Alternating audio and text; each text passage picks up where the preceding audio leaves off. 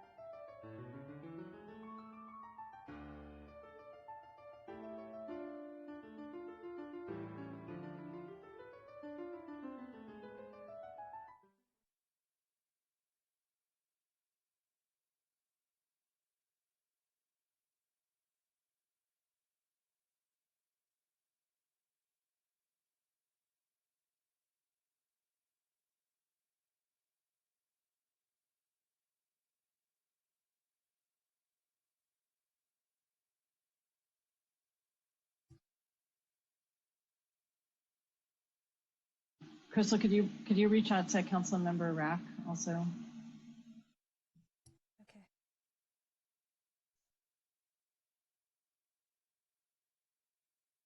Good evening, everyone, and welcome. I call to order the 2021 City Council Successor Agency to the Redevelopment Agency Housing Authority special meeting. Would you all please stand and join me for the Pledge of Allegiance? I pledge allegiance to the flag of the United States of America and to the republic for which it stands, one nation, under God, indivisible, with liberty and justice for all.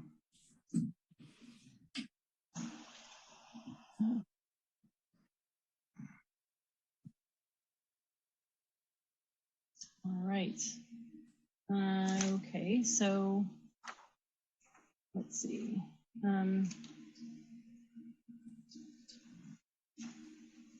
get organized here. I have a lot of paper this evening.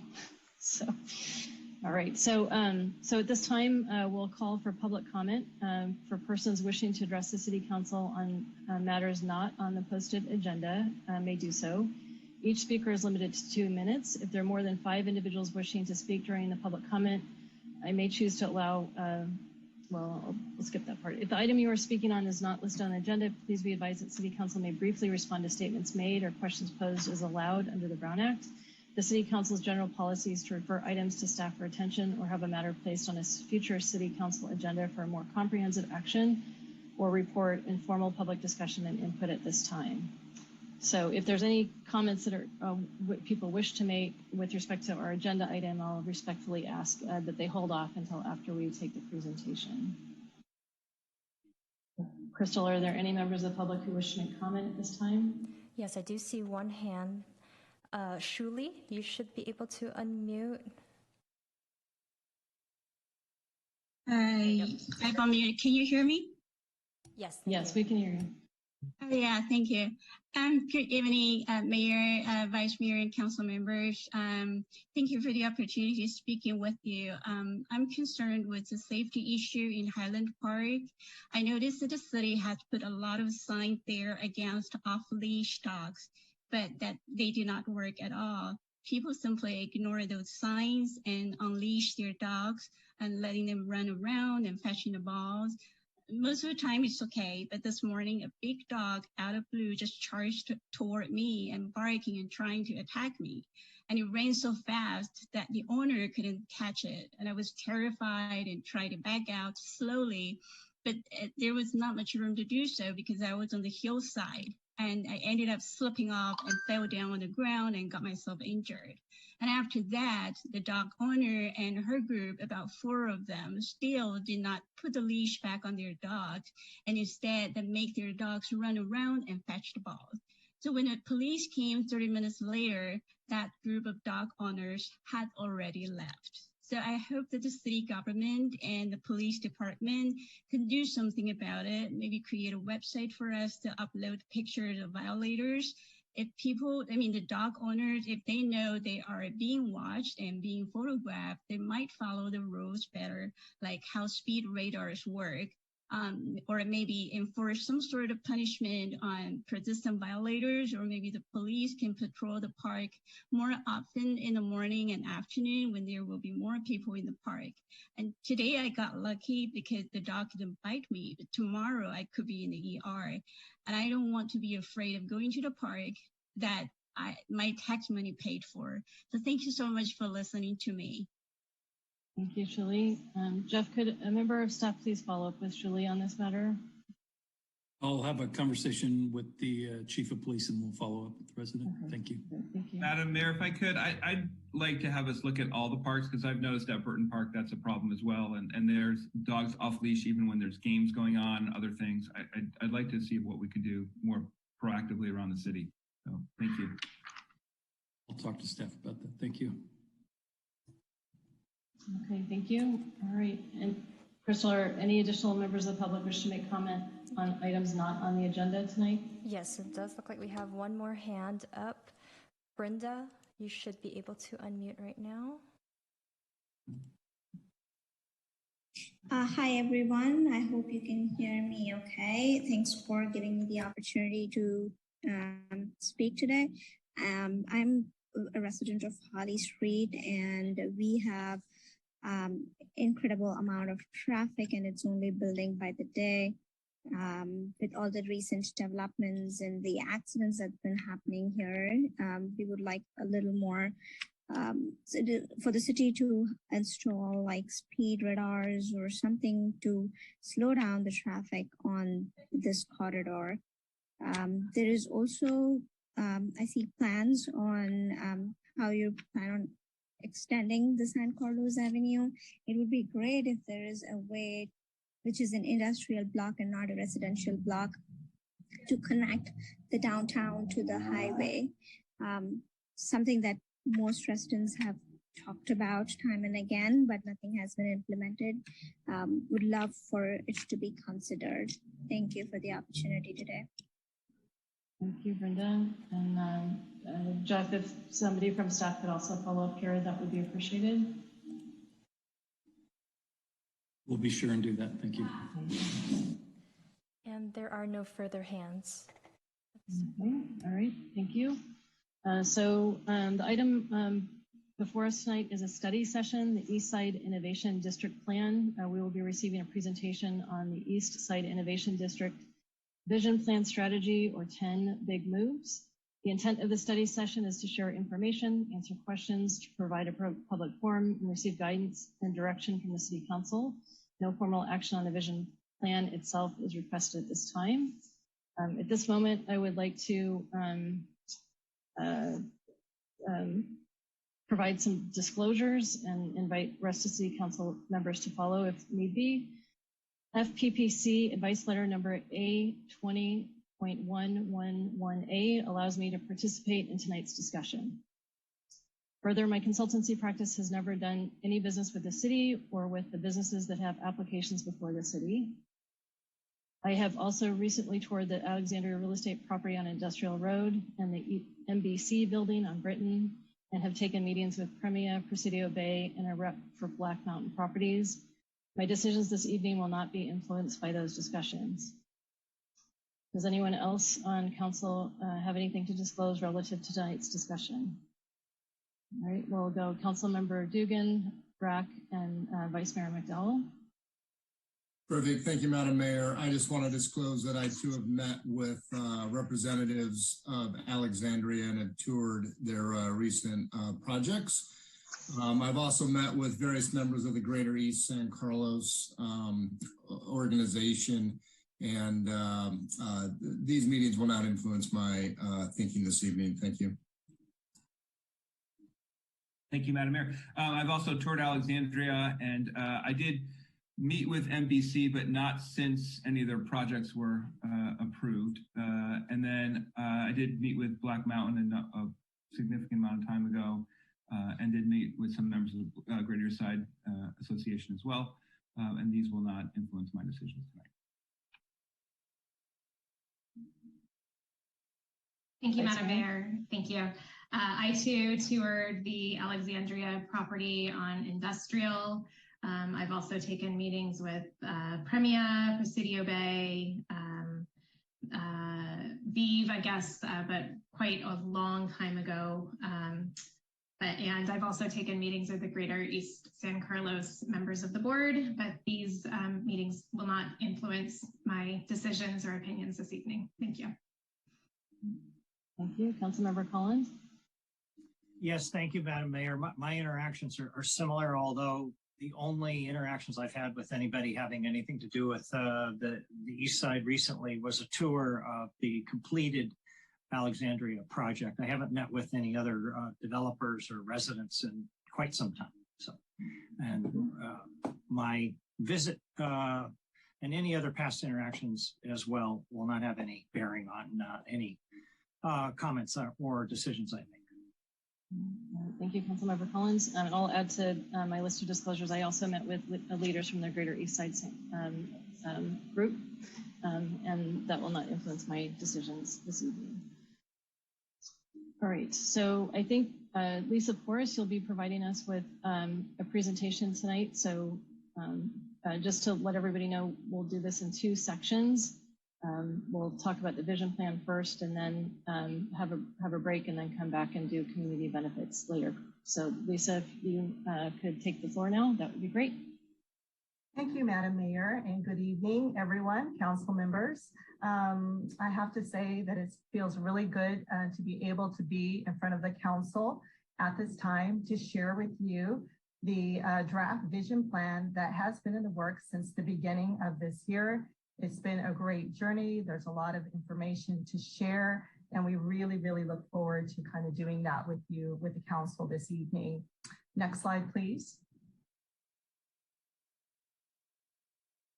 So to kind of get us started and get us acquainted, I want to take just a moment to introduce you to the project team, the city staff that has been working on this project. So from the city side, both myself and Al Savay have been the lead staff, as well as Lisa Costa-Sanders serving as the strategic advisor, principal planner from Good City Company. On the consultants side, we have Perkins & Will, who are our lead consultants. On that team is Geety Sawal. She's a principal in urban design from the firm of Perkins & Will, and also Annie Ryan, who is an urban designer. One of the sub-consultant teams, of which there are a few underneath Perkins & Will, that is joining us this evening is Alex Mercury with Nelson & Nygaard. He's the transportation planner. And of those that will be presenting to you this evening, you'll hear from myself, Al Savay, Geety Sawal, and Alex Mercury. And we're all happy to be here. Next slide, please. So just to kind of pause and give us a little bit of context for tonight's presentation, and for those that are listening in, the Eastside Innovation District Vision Plan basically stems from a City Council strategic objective that was adopted by the council several years ago to really address the area of the East Side that has been the focus of several development applications. There's about 10 development applications in various stages.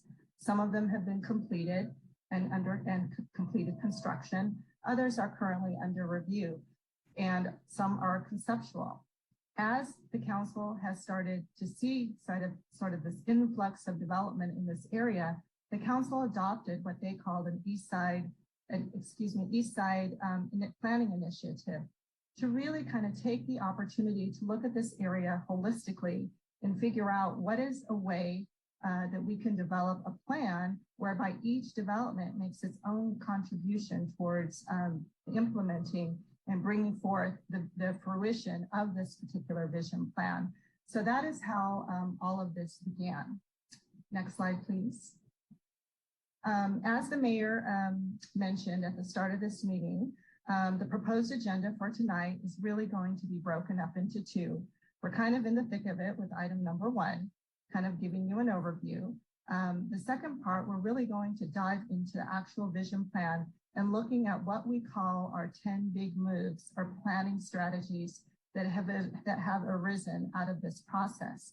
We want to open it up and hear from the council, any clarifying questions, comments, and also hear from the public as well. After we finish that, we propose to take a 10-minute intermission and then come back and talk about community benefits. So the community benefits portion really has to do with larger projects that are proposing to develop outside the baseline zoning standards and apply for what's known as a planned development plan. A planned development plan must be approved by the city council, and there's certain findings that need to be made. With planned development plans, there is an opportunity to enter into a development agreement with the developer and obtain what are referred to as community benefits. And this is because usually what the developer is asking for goes above and beyond what the zoning allowances would provide. So throughout this process, and because we have several large projects, a majority of the projects asking for planned development plan approval by the council, part of this project did include establishing a framework and an approach for addressing community benefits. So this is another area that we want to talk about this evening. So we do propose to split these into 2, but of course, I'm handing this over to the mayor to run after we give our presentations. We'll talk a little bit about next steps. in terms of the evolution of this vision plan. And then in closing, we want to hear from any, final comments. I wouldn't say they're final, but just closing comments, anything additional that the council wants to share with staff and the consultant team. Next slide, please. So by design, and as I mentioned, because of the development applications that have been coming into the city of San Carlos on the east side, by design, we decided to, and with direction by the council, to kind of find a way to develop a vision plan for this area of our city in the most efficient manner. And that was to do it within 9 months. So we started the process off in early January, and here we are, early September, in that 9-month timeframe, at the point where we get to share this with the council. There's a lot that has taken place in between, and I think what I will do is I'll summarize that in the next slide. So to kick us off, and really a lot of the main reason of doing this is really to kind of work with the community to figure out, what is most important to the community? What are some of the shared values that can be exemplified through the vision plan by hearing from the community about what's most important to them, what they would like to see in their neighborhood, and also the community existing concerns or concerns with new development that might need to be discussed and addressed. So we started off by really reaching out to the community and letting them know about this project through a Spotlight newsletter. So for the community, they may know that what the Spotlight newsletter is because it comes into the mail to every resident address. So we really put a piece together to let people know how they can get involved. We advertised what the project website was, and we started to lay the groundwork for how we would engage with the community. Right off the bat, we identified, in working with the consultants, we identified stakeholders in the process.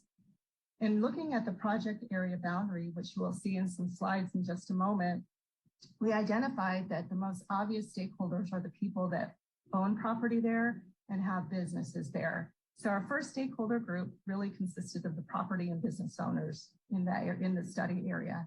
Also, the other stakeholder is, of course, the developers, because they're proposing projects and have an interest in the area.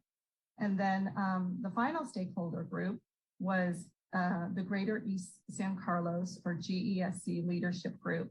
Now, this is an area that is not included in the study area. This is a single-family neighborhood, but this neighborhood is adjacent, right next to the area where a lot of development proposals are. So we saw this stakeholder group as a key group to meet with one-on-one and have a discussion with. And we've met with these stakeholders several times throughout the process. In addition, we decided that the way to reach out to the community at large was to have community workshops. These were widely advertised community-wide workshops where anyone could participate and attend. And we had 2 of these workshops where a total of approximately 250 people combined did participate and provide feedback in those workshops. And a lot of this information in terms of the process and the documents that have been developed since January are available on the project website, which is sancarlosinnovation.org. A lot of the recordings from the workshops, all of the recordings from the workshops, including study sessions up until this point, are all provided on that website. So it's a great place to go for information for anyone who may be wanting to catch up or hear more, or dive a little bit deeper into the content. We also engaged the community with 2 online surveys. These surveys occurred right around the time of the community workshops. And what we saw is we actually got quite a bit of additional participation from those that maybe didn't make it to the workshop. So this was another way where people could kind of get engaged on their own time by filling out an online survey. We also had, counting up until now, 7 meetings with the City Council Economic Development Subcommittee. The City Council Economic Development Subcommittee was intended to kind of be a guiding post, a group where staff can take forward information that we were collecting and receiving, including community input, and kind of really be a sounding board throughout the process. So we really appreciate having the subcommittee's involvement throughout this process as well. finally, after we finished our community workshops, it was time to kind of make our way to the Planning Commission and give them an update on the process, essentially kind of diving into all of the material that's been presented to the community, what we've heard, what the process was, and we did that on July 14th. That was more of an informational session versus a discussion with the Planning Commission. So again, that took place on the 14th. And then most recently on August 25th, we had a joint study session with the Planning Commission and Transportation and Circulation Commission to hear their feedback on that 10 big moves and the community benefits portion of this work as well. And I will say that since that meeting, we've made some modifications based upon what we heard, and you will hear about those this evening. So with that, I would like to now turn it over to Gita Sawal with Perkins and Will, and she's going to get into the kind of the meat of the vision plan. Thank you very much. Edie? Thank you, Lisa. Good evening, Madam Mayor, Vice Mayor, respected City Council members. Really thrilled to be here in front of you after an 8-month-long process and really getting your guidance here. We've been working tirelessly with the city staff. And what you see over here is a graphic we had developed right in the beginning of the project. And Lisa has kind of walked you through the kind of site study area boundaries. But for a quick orientation, we wanted to kind of map for ourselves just where the study area sits in its context and the importance it has, given the fact that it's in such close proximity to the Caltrain station. It's right adjacent to downtown. It has the industrial arts districts to the south. And it really needs to, as we kind of delve into what it wants to be in future, we wanted to make sure that we didn't in any way negatively impact or compromise the distinct character of the districts around us. So as we mapped the study area, it was important for us to zoom out and see what it would mean for this district and its future as it evolves for the entire city fabric. Next slide, please. We did early on in the process, we took a quick snapshot of existing business. And this is an important frame of reference. And that's why we wanted to kind of bring this forward as we have this discussion with you to kind of really keep in mind that there are many successful and thriving businesses that contribute to the city's tax base, but also serve the region as a whole. So as we look to welcome new businesses and new developments, there's definitely a balance we need to strike. And that's something we just wanted to constantly keep ourselves aware. Next slide, please. So like Lisa listed all the different kind of opportunities we had to get feedback from the community members and the city staff. What we did was we looked to how we could categorize these input into 3 clear buckets. And we heard really a diverse set of opinions, and they kind of formed the foundational theme, which informed all our work. And you'll see as we move along that we've stuck to these foundational themes of open space and environment, mix of uses, and circulation.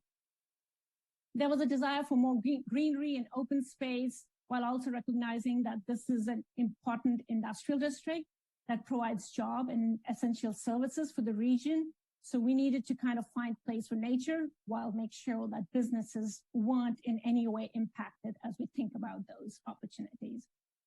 Environmental contamination is an issue and that affects all of San Carlos and needs to be addressed. And we were hearing that loud and clear, and we wanted to make sure we kept that in mind.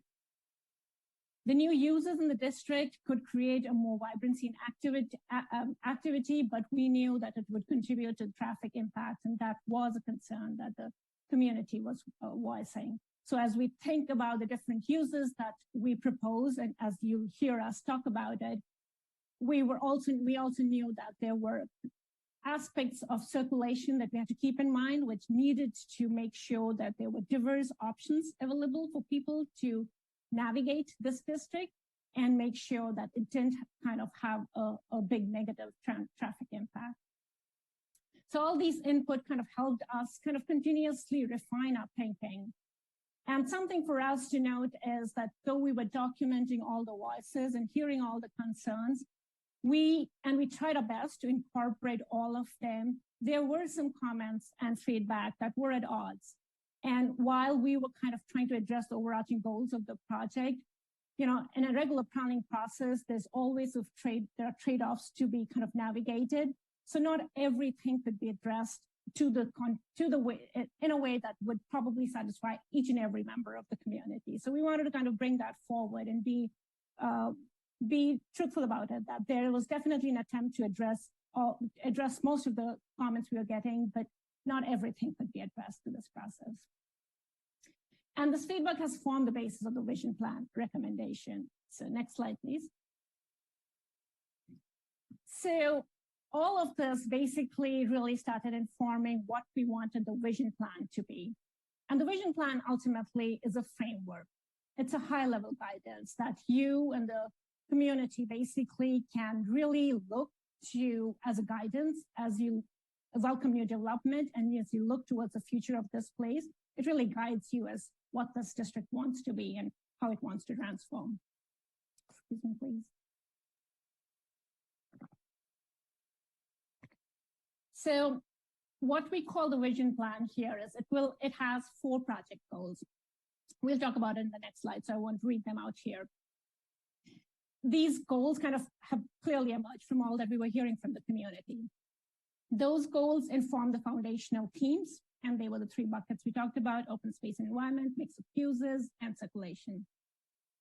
And these foundational themes then inform the 10 big moves, which we'll go in much detail as we proceed through the presentation. Okay.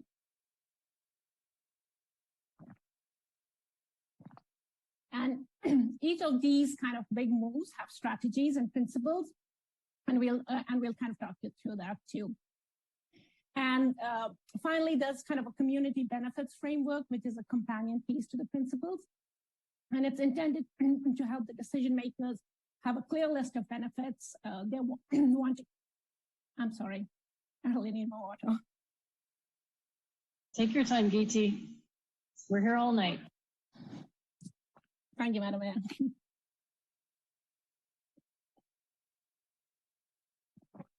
Hopefully not all night. So the community benefits basically will be a framework that will inform the principles and for you to really see how these principles can be implemented. Next slide, please.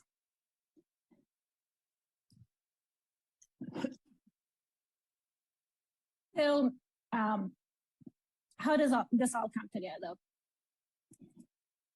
What we've been working towards is really a vibrant mixed-use neighborhood, and how we can make a place for safe neighborhood that is people-friendly that has people-friendly streets, and that is surrounded by memorable and inspirational places, and supports kind of an inherent enterprising character, which is really what innovation districts are about. And all of this is kind of coming together in a resilient and environment that has nature integrated, and that every move we make responds to the climate change crisis we're living in. Next slide, please.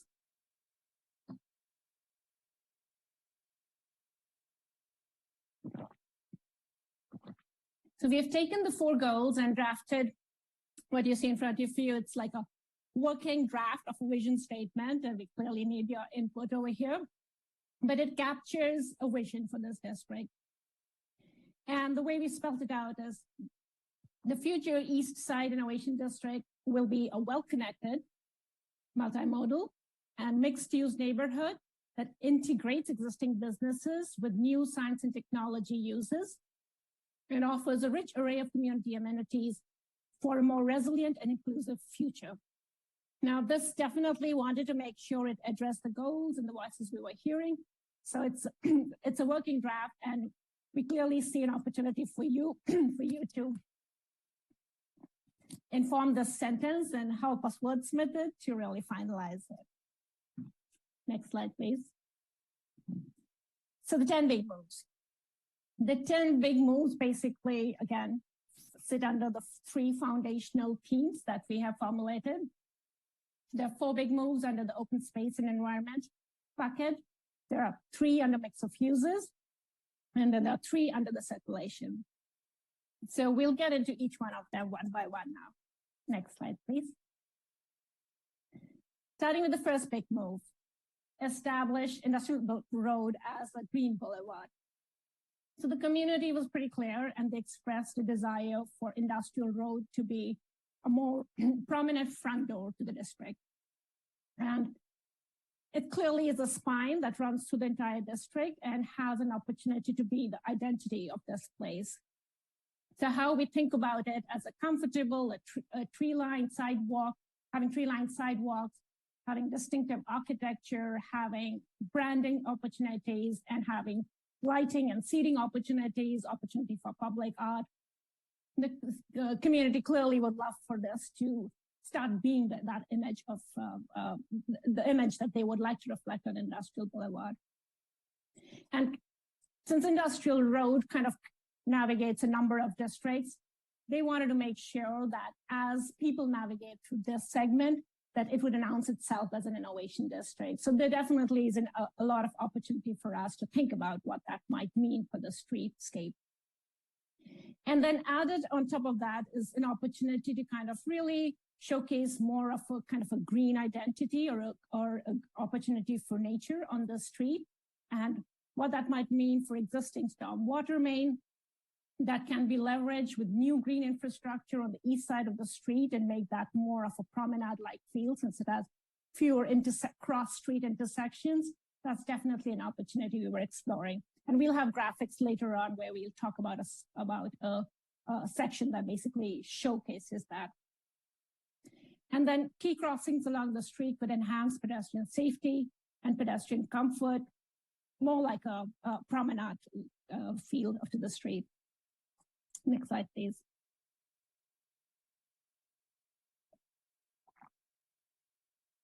So the general principles of the streetscape elements on Industrial Road, they were to kind of really focus on including the street trees, like I've mentioned, green infrastructure, street furniture, and look for opportunities for special lighting, signage, branding opportunities, and public art. And we detail that in the strategies that are listed here. Next slide, please. The second big move primarily was to establish an open space network. So the goal is to provide publicly accessible, connected open spaces and trails in the district that benefit the existing and the future users. And it serves the greater San Carlos community. It's not just for the district, but it could be something that could really be about welcoming the larger San Carlos city members. And it envisions a mix of open space types of different scales, from trails and linear parks that run between parcels and along the creek to a larger kind of a community open space offering.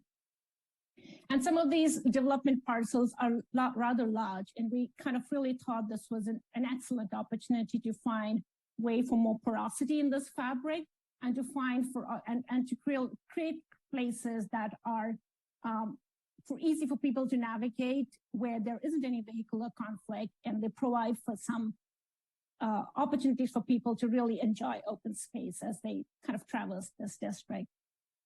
So with that theme, there's a recommendation for a discovery path that's a series of tree-lined off-street trails that would connect the districts to surrounding assets, and to the Caltrain station, to the creek, and to potentially extend further to the industrial arts district. But it would provide this kind of final layer of mobility within this district that would be primarily for pedestrians and bicyclists. And it would hopefully make it kind of attractive for people to navigate through this district and have an open space experience that wasn't just about a big park, but it was just enjoying nature as they experience the other uses in the district. And again, the expectation is that the larger development, it would set back to provide these trails as part of a community benefit. Next slide, please. Here's a quick example of what this discovery path could entail. And you see in the dimensions of the section here, we're showing a 44 feet dimension. which is the dimension of the former rail spur. So we kind of built off of what the former rail spur kind of easement used to be. And this is a kind of a similar dimension that you see in the photographs. And these are photographs from Emeryville Greenway. And it was also a former rail spur that was turned into a pedestrian trail and is a much loved kind of a open space opportunity in Emeryville. And we kind of have that image in our mind as we're thinking about this discovery path for San Carlos. Next slide, please. And here are the principles that will help realize that open space network move. This will be kind of a guidance to staff and to all of you as to what type of open spaces to require off of developments as you have conversations with them, and where to prioritize the location of these open spaces so that there is a connected loop and connected path, and there it kind of gets to a certain place across the creek and navigates its way further south into San Carlos.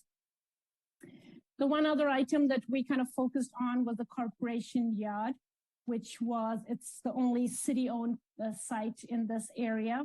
And it's an opportunity, again, something for you all to deliberate on. And this was raised by the community members and stakeholders that this could be an opportunity to think of an asset as we're looking at the future of this place and strategically think about where might be an opportunity to kind of serve the community long-term through either open space needs that they might have or other community facilities they're looking for. But this could be an opportunity for you all to consider as having maybe a different use if you think that's appropriate. And while kind of introducing nature into the whole picture, I think for us it was important to kind of keep in mind some of the climate concerns. And a very hardscape context, leads to a lot more challenges in terms of heat island effect and other climate concerns. And we wanted to make sure how this was an opportunity to also integrate nature, but also improve air quality and look for opportunities for just as we kind of navigating this whole COVID era, it's like, what does it mean for people to enjoy nature and be outside and look for meeting the community members out in the open spaces. Next slide, please. Here is a quick graphic, which we kind of took an opportunity to look at just a segment of industrial road. It isn't any specific segment. It just tries to visualize and envision what industrial road could be if we were to follow these principles and strategies, and how we could provide for accessible open space and a consistent tree canopy along the street, and look for stormwater green infrastructure that creates a new kind of a green identity for the street. So just a quick visualization to help you imagine that. Next slide, please. Similarly for Old County Road, these open spaces could also they probably aren't as dramatic and transformational as Industrial Road, but there is an opportunity to kind of consider the Old County Road as also having a distinct character and provide for more greenery and more resiliency and make it more people-friendly. Next slide, please. So the third move here is to promote environmental stewardship. Now, this has been called out in red in very particularly because we wanted to emphasize that this was a feedback we got from the Planning Commission and the Transportation Commission. And we used to call it Reimagine Pulgas Creek previously, but we consciously realized that this could be a much broader move, and really Pulgas Creek and the benefit that it provides is only one of the category and aspects of environmental stewardship. The community was very concerned about flooding issues. So flood mitigation is also a challenge that we want to address as part of this, and also environmental remediation.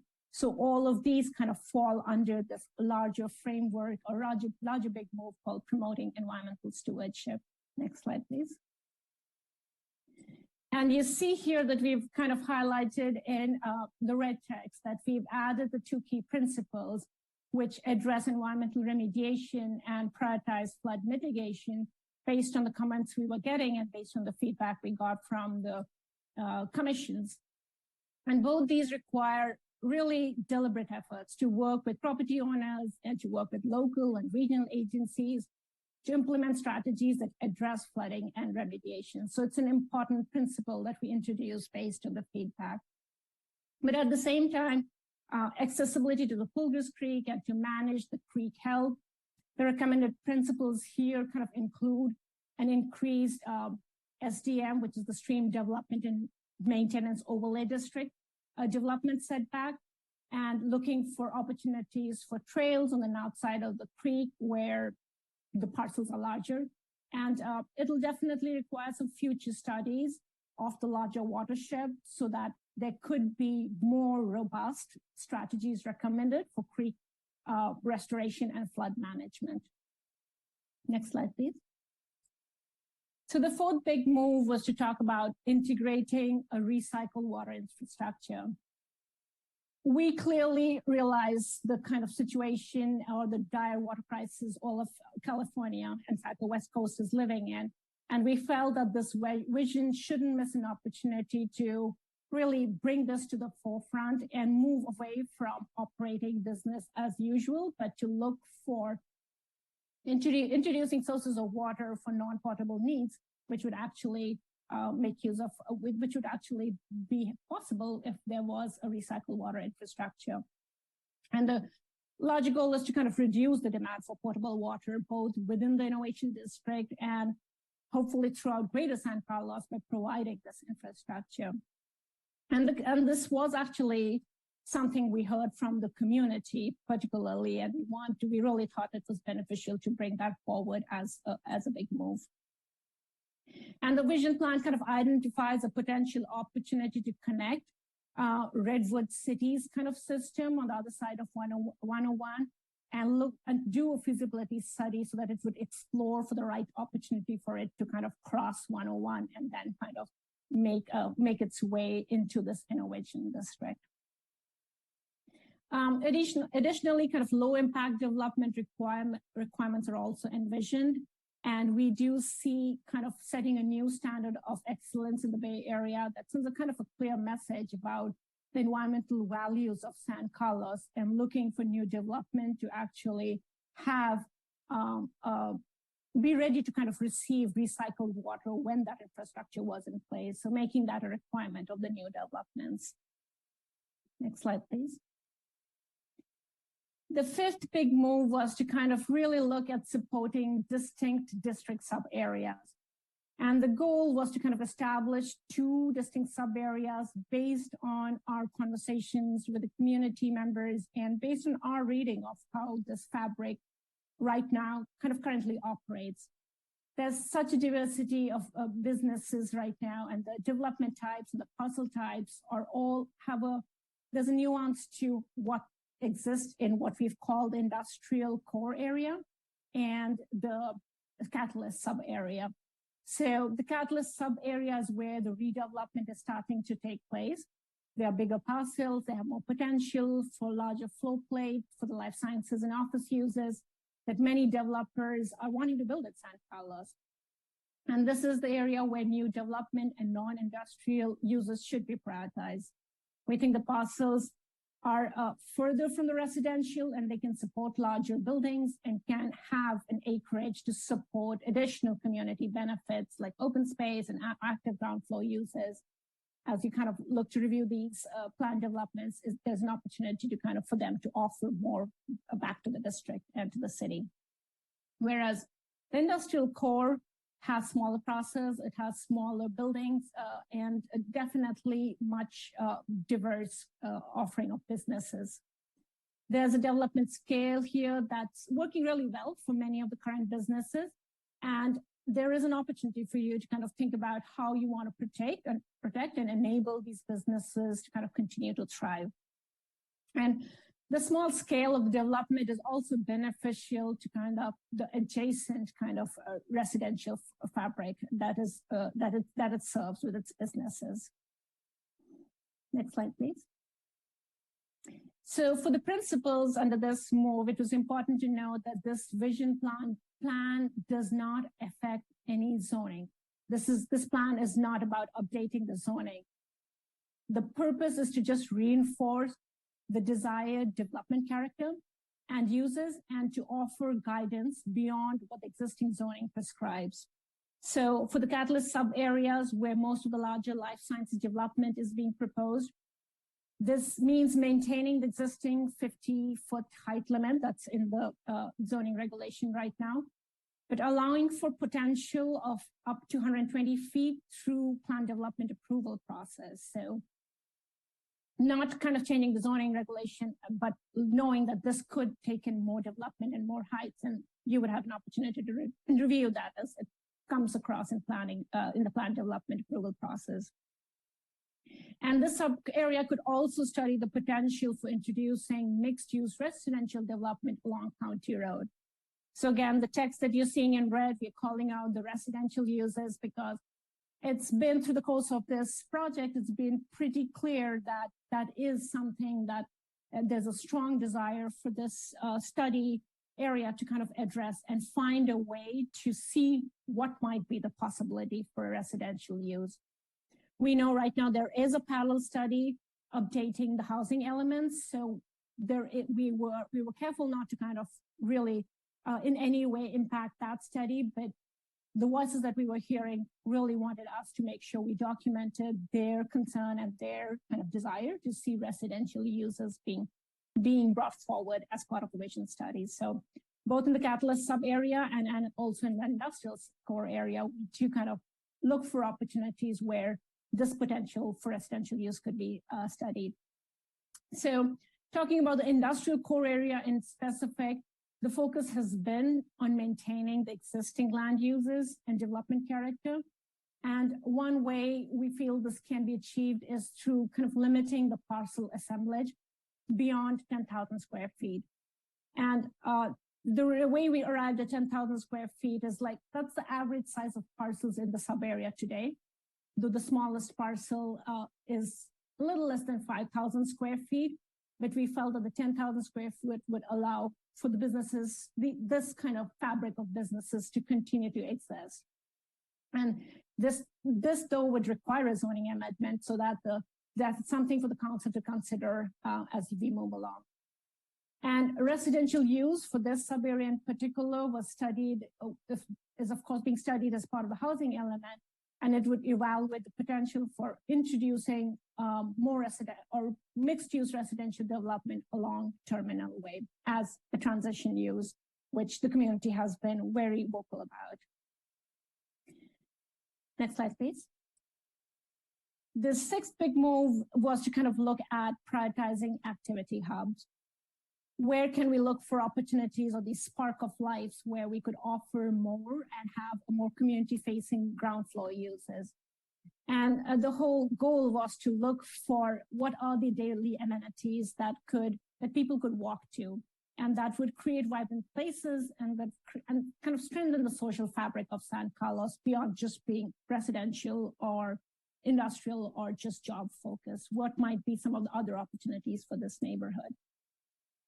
And this meant kind of having us think about like intentionally clustering some active users of commercial services and retail such that it encourages people to walk and bike to their everyday needs.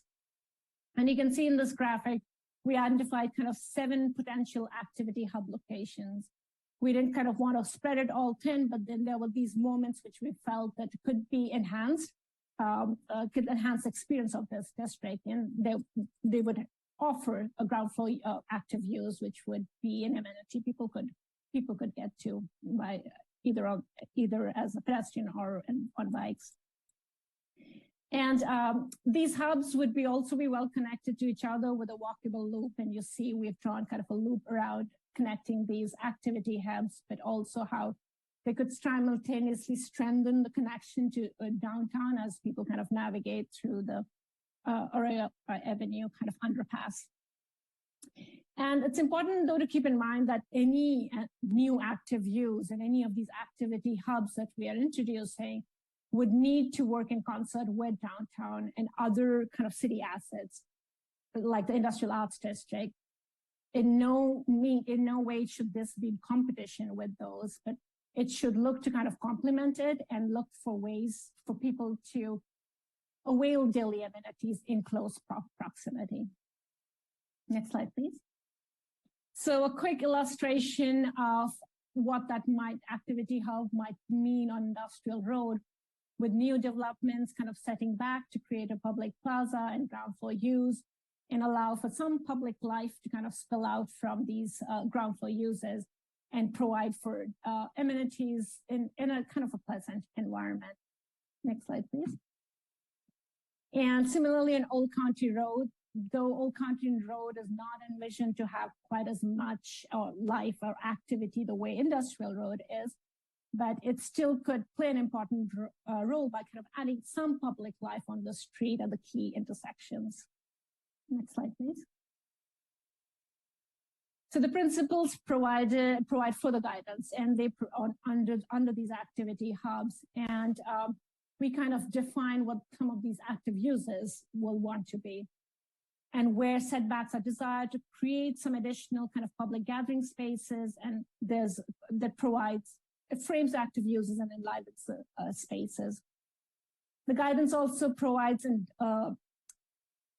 the guidance is also provided on desired look and feel of activity hubs with a mix of kind of hard and soft landscape elements, shaded as seating and active kind of mobility elements, also kind of being clustered in the same setting so that people have a safe place to kind of either wait for a bus or a shuttle or to kind of grab a bike if there is a bike share program, or provide for opportunities for drinking fountains. So where can be these kind of insertions of life and vibrancy and kind of an offering for people to kind of experience, have a much more comfortable and pleasant experience in this district. Next slide, please. The seventh big move was to kind of really very deliberately focus on fostering an inclusive business environment. Now, this goal is to kind of protect and support small businesses and the rich ecosystem of skilled trade and manufacturing jobs within the district. And you saw the kind of existing business snapshot that I started the presentation with. And it was to kind of look to see what might be the balance that we have to strike between retaining some of them, because they're an asset for the larger region, not just the city. And then at the same time, have enough diversity to kind of make this place attractive for the life sciences businesses that are already kind of interested in being here. And we do realize that all the businesses that exist over here have been an important kind of a tax base and an economic engine for the city. And the principles basically aim to kind of provide a step-by-step approach about how you go about creating an inventory and cataloging the industrial business in the district, and need to kind of understand what is there today in order to plan for the future. And this will kind of help inform any future economic and market kind of analysis that you need to do to protect these businesses as well as welcome the new one. And then looking to incentivize new development, to build or fund the creation of a kind of a greater industrial ecosystem over here, where there's a sharing of and synergies between existing businesses and the new businesses. And then working with existing businesses to kind of determine their needs and maintain a relationship between the city and the business community. Especially like the Industrial Arts District offers a really great example of how this could be done. And there's kind of a recognition of what that district really stands for and what it needs.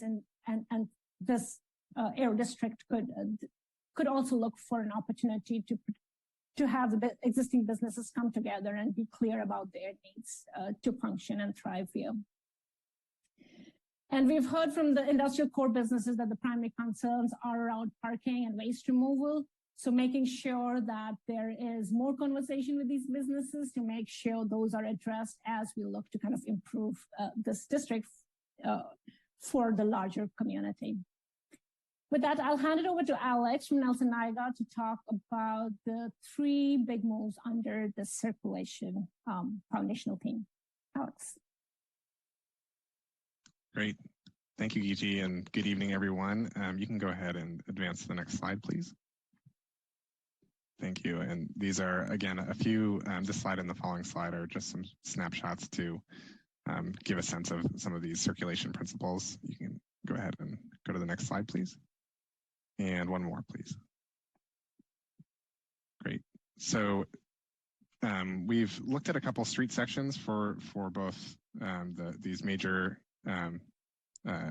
major corridors through the district, as well as some of the core conceptual streets to give a sense of how we could resolve all these different uses, in particular the freight and loading activity, as well as the multimodal bike and pedestrian traffic that we'd like to see built on and supported with additional strategies to address circulation goals.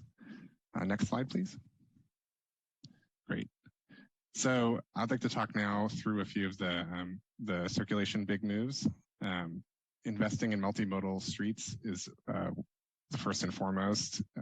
It is a series of principles and strategies that recognize that addressing traffic, reducing congestion, improving safety, making streets more vibrant and functional requires the sum of many different parts. There's no single silver bullet solution to these challenges.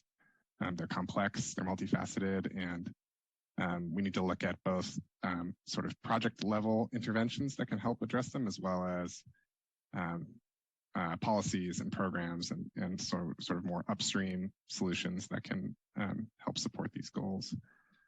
We've looked at a few different principles for some of these core streets. If you go to the next slide, please. Thank you. So we've looked at Industrial Road, Old County Road, some of the industrial core streets, as well as some of the non-vehicular connections that pass, and started to build a picture of what types of interventions would help resolve all of the different uses going on in this district and provide a really long-term framework for growth in the district. Next slide, please. Terminal and tanklage is one place where there's an opportunity to look, for example, at changes to traffic flow and to the way that the street is used that both preserves core business functions, but also potentially allocates use a little bit more effectively for pedestrians and supports foot traffic and bike traffic, and in the long run will support a greater mix of amenities and safety treatments. Other potential on-the-ground type solutions to layer on top of these higher level street design principles include retrofitting intersections to make sure that pedestrians and bikes can safely pass through, and looking at sort of lighter touch signage, street features, curb design features, paint features, and things like that that can support a more holistic use of the right-of-way. The vision plan also is looking closely at the recommendations included in the bike and pedestrian master plan. So those are embedded in these recommendations, and we've sought to calibrate those recommendations for these district goals, and especially the freight needs of this active industrial area. We also want to look at doing what we can to direct that freight traffic to the productive parts of the district and away from the residential streets. The challenge with that is that these streets are part of an overall network, right? So there is always the potential for ripple effects when you start blocking off streets. So we want to look closely at a range of tools to help manage that traffic and sort of thread the needle in between policy, higher level, flexible solutions, as well as hardscape and things on the ground. In the most successful districts that are similar to that in other cities have done just that, have found ways to weave together policy and design. Slow streets type interventions are a great example of that, of policy and on the ground tools working kind of hand in glove. We also know that there's a traffic study coming through the Alexandria Real Estate Project, which will help provide some additional data that can help guide the refinement and eventual implementation of that. So that's going to be part of the picture. And right now we're laying out more key strategies to provide that scaffolding.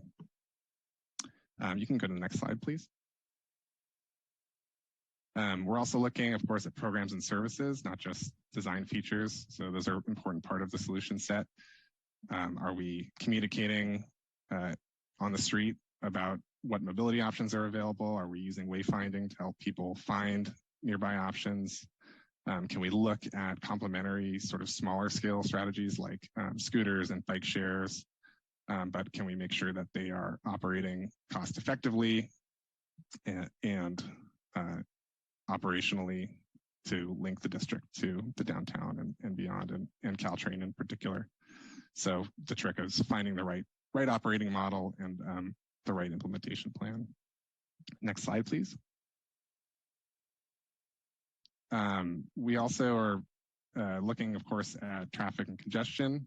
A critical point of intervention for that is the project approval process. So again, this plan is not tackling the code, but is sort of teeing up important principles that need to be carried forward in those conversations. So we want to define goals and policies that recognize a vision that doesn't focus only on single occupancy vehicle trips, that the growth of this district is going to benefit from looking to other modes and other transportation options. That could start with trip reduction measures or TDM measures, transportation demand management strategies, which could come along with new developments or be put into place by bringing together existing businesses or property owners under a transportation management association or a TMA. And it's important to make sure that with that type of approach, expectations are clear for both developers and for the city, and that employers and employees have access to the types of strategies that could be implemented through those programs. Next slide, please. Shuttles have come up quite a bit, and again, they're not a silver bullet. I think we've had a lot of great conversations and heard a lot of feedback from the community. We know that there's a lot of experience with shuttles in the area. So it's important to understand how they can be cost effective and what they can accomplish to sort of knit together the district with major transportation resources like Caltrain. But we need to make sure that that is a streamlined and again, a cost effective solution. We're aware of the impacts that shuttles can have in terms of traffic and intersection throughput in places where shuttles are stopping near Caltrain, for example. We know there's been a lot of study done to think about what those impacts are and where the right place for shuttles are. It's our thinking that in the long run, it's important to preserve multiple access points to Caltrain and to not rule out any particular operational pattern that a shuttle might need to use, but there's a lot of design features and enhancements that can mitigate some of those operational impacts on the ground and make sure that everything's flowing smoothly. So we want to keep that priority sort of front and center. Next slide, please. And of course, we're looking at parking, which is a crucial piece of the puzzle. It's a key concern for the district. And our goal, first and foremost, is to right-size parking for the needs of the district in the long run. Too little parking can make the district sort of struggle to function. There's a lot of different parking needs on street and off street, and activity on the streets is vital to all that business and all the vitality that we want to see in terms of street life. But too much parking can make it much harder in the long run for the district to reduce congestion and to meet those goals of non-vehicle trips. So the solution set that we've looked at includes recommendations for the parking code, making sure it's flexible, making sure it reflects present and near-term and long-term transportation network opportunities and transit investments and multimodal systems in the area. And shared parking is a critical part of this as well. Shared parking can be a flexible and sort of widely applied strategy that can reduce overall parking supply and create a park once environment where you can come to the district, park in one place, focusing on these sort of nodes around activity hubs, and walk to a number of different resources in the area. But we want to make sure that that flexibility is balanced with clarity for developers and for businesses, as well as good management strategies to make sure that all these operations are running smoothly. So with that, I'll pass it back to Kiti to keep talking about our big moves. Yeah, thanks, Alex. So the 10 big moves, basically kind of bringing it together in this one graphic, we kind of wanted to envision what it means to create a complete community and what it means to have a holistic district development framework, such that you could kind of maintain a flexibility for the future while kind of identifying key community desires that must be addressed in concert with new development. So we want to kind of bring it together into a graphic, and this kind of brings all of those moves together. That's where we are with the 10 big moves, and we'd like to open it up to discussion on this topic. All right, thank you, Giti, I appreciate it. So what I'd like to do is make a couple of remarks, and then I want to follow the traditional model that council has been practicing over the last year or so, where we'll take questions from council, public comments, and then come back for discussion. Firstly, though, what I'd like to do is just thank the community for being so engaged in this project. The statistics that Lisa shared earlier this evening are quite striking. It's very encouraging to see the level of involvement from all of you with respect to this very important work. And that was the intention behind this, right? We recognize as a council that the development that was headed into our community was going to be transformative, and we wanted to make sure that we took a holistic view with respect to the development to ensure that it enhances our community and that the impacts are minimized. And I'd also like to thank the staff and the consulting agencies for assimilating what I think are probably thousands of data points into a cogent platform for discussion this evening. I also want to recognize that it identifies the priorities of our neighbors, residents in the community, and business owners, and facilitates a bold vision of what we want and how we might go about getting it. I also want to just clarify that this is a guidance document, and no specific decisions will be made this evening about any of the particular projects. As you heard referenced in some of the presentation tonight, there'll be other planning processes and opportunities for input around these projects. For example, the housing element update that is currently underway. As well, we have the master bike and pedestrian plan, environmental impact reports as part of CEQA, traffic studies, and more. So again, want to thank everybody for your participation and recognizing where we are in this journey. And at this point in time, I'd be happy to open it up for council questions.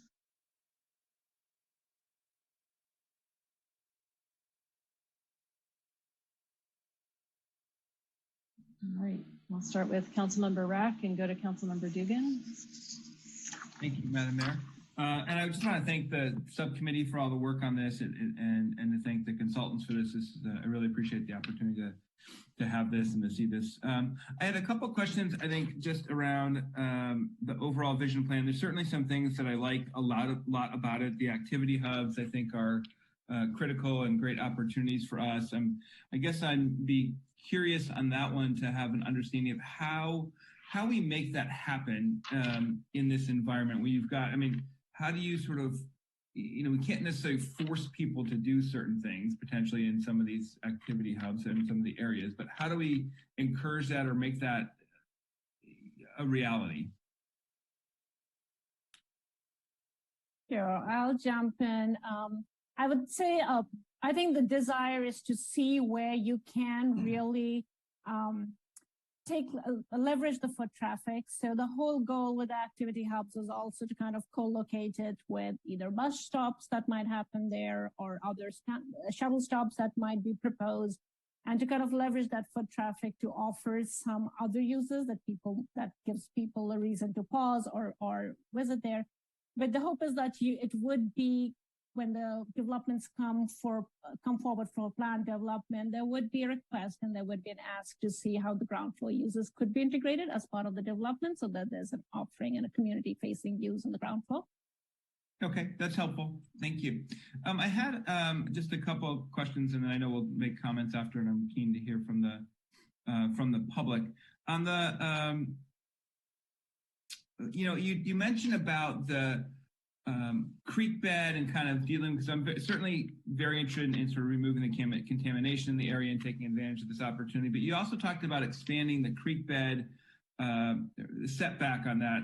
And so I guess I'm struggling with that a little bit, because how we manage that in there, since the Planning Commission and this may not be for you, Gidi, on this, the Planning Commission just approved the project to allow a business to, cut into that creek bed. And if we're talking about going further in, how do we do that now? We're just approving projects that allows further access into the creek bed.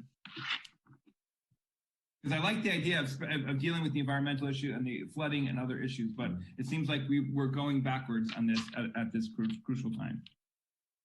So I don't know if maybe someone from planning could answer that question, or staff.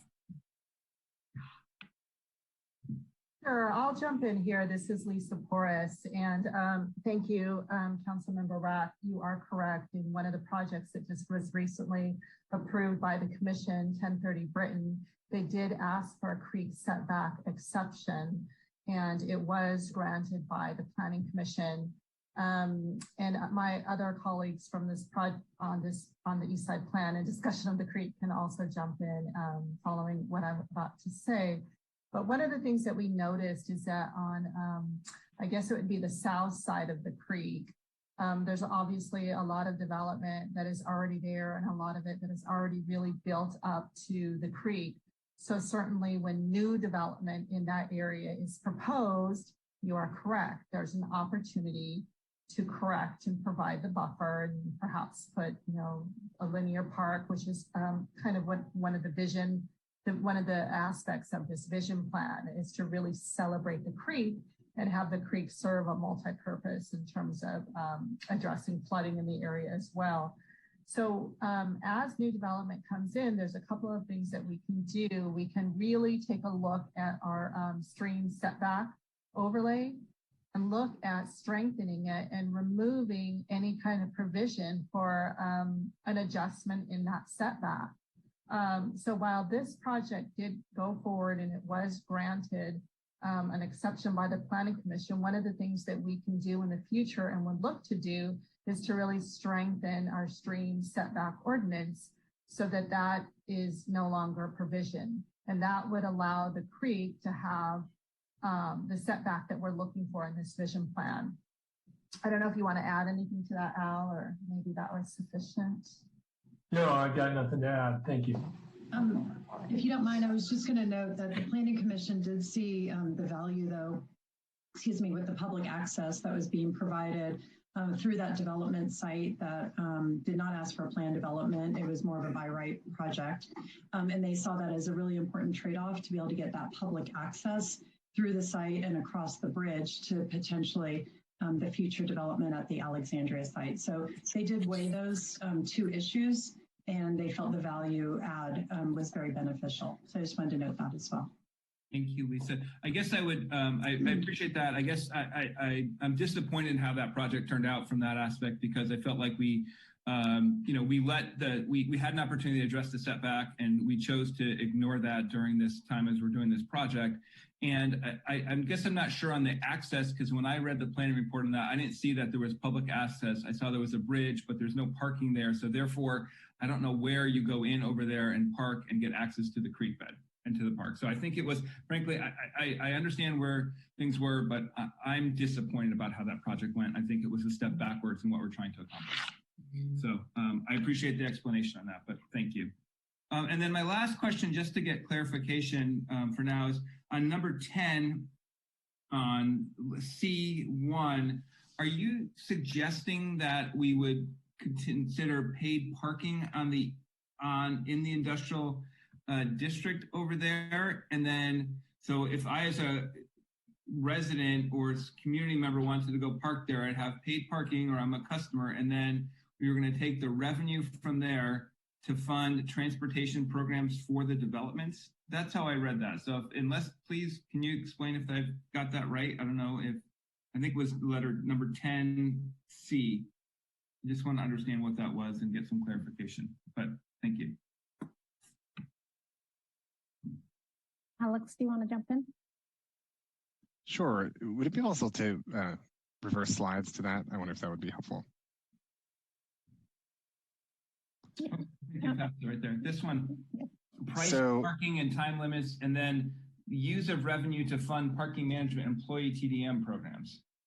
So I'm wondering who the parking is for then on that. I get it from a permit parking for employees that you'd fund the employee programs, but why would you take the public, why would we take public dollars that we're getting for parking and then use it for employee programs? Unless I misunderstood what you have here.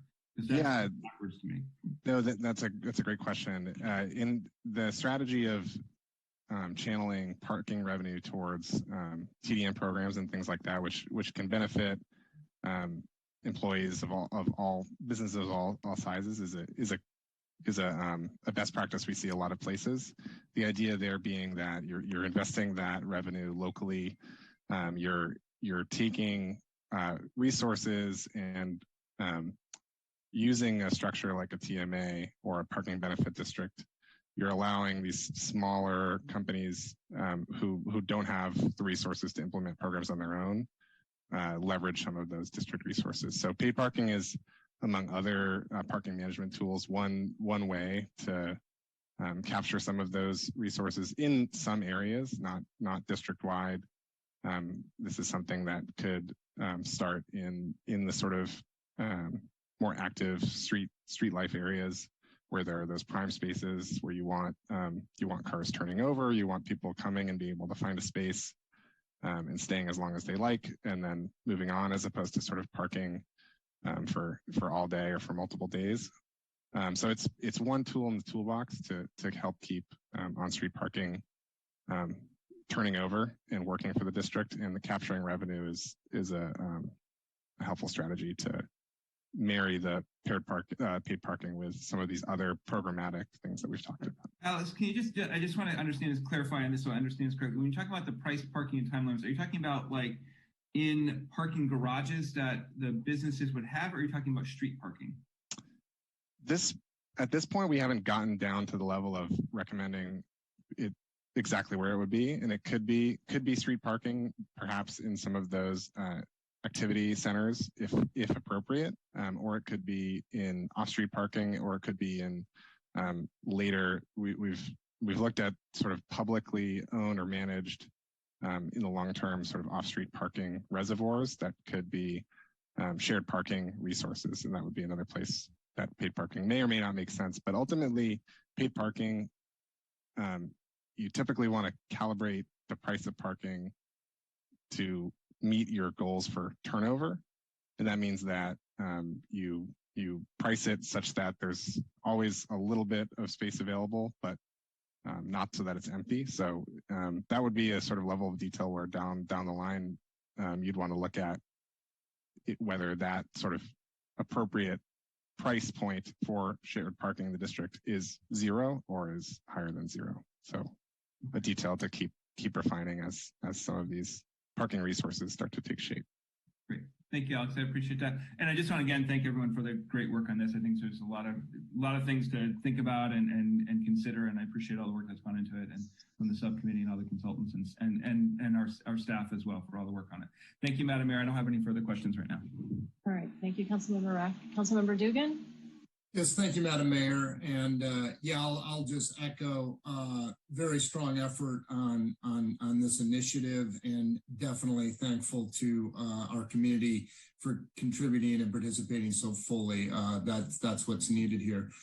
I guess what I really want to understand is how housing seems to be an afterthought here. It's one of our top goals as a city. It's one of our strategic goals, 7 strategic goals. And it's something, I basically agree with our Planning Commission, our Transportation and Circulation Commission, and our Greater East San Carlos Association, who all looked at this plan in draft form and said, hey, where's housing? And so I'm echoing that comment. I've also heard quite a number of city council members give input on how housing needs to be more firmly studied and understood on the east side. I believe I even heard this council provide some input going into this study that we needed to be making a hard look at that. So I guess as a council member, I just want to understand, how did that input work its way into this process? Was there, and this is a question for Didi, so housing, especially in the context of all the commercial development coming, literally 8,000 new jobs over there, and our existing housing crisis and our new RENA allocations and our just desire and need and priority as a community to have a balance between our housing and our jobs. Given that context, how do we go through this whole process and end up with a report that there is no big move about housing, and even with all that input from our various commissions, we just end up with 2 red bullet points on we might study housing in the future under as a sub point on one of the big move number 5. Could you just are there hard constraints? Because going into this, I was also thought this would be partially a study in hard constraints, like what is our constraint on housing over there? So if you could just, can you just lay that out and explain how housing was treated through this process? And, are we up against hard constraints? Is that why that was left out of this report?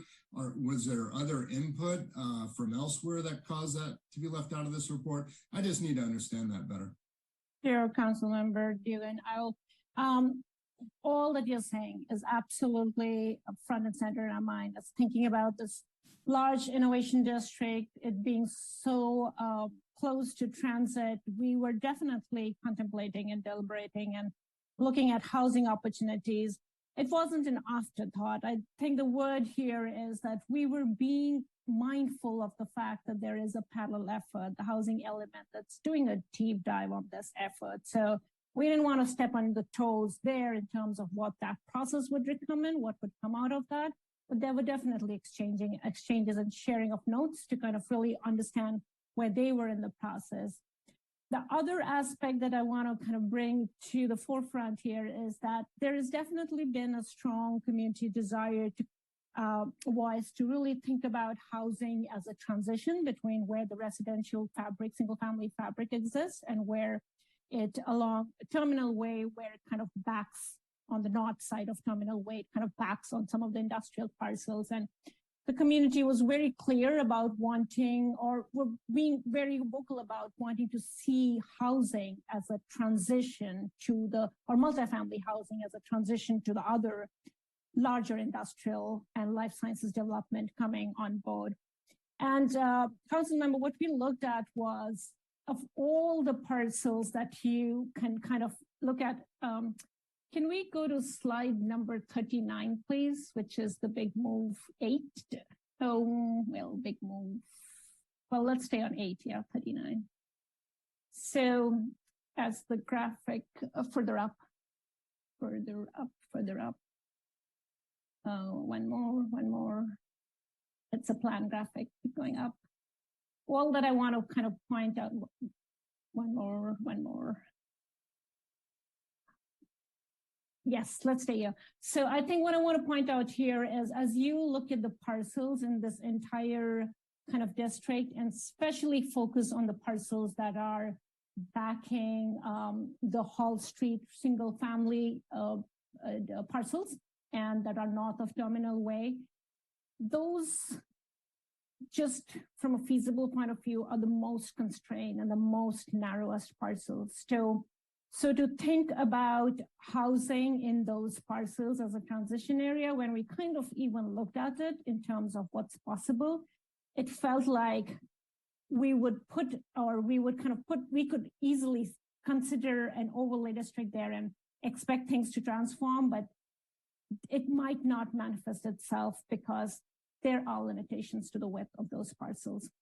So unless we think about just wiping out industrial uses on the ground over there along the north side of Terminal Way, it would be a challenge to think about housing. So that was definitely one constraint we were looking for, but we didn't kind of really deep dive into each of the parcels and study the possibilities because we knew the housing element would do that. So it wasn't an afterthought. It was just, we were being silent about it.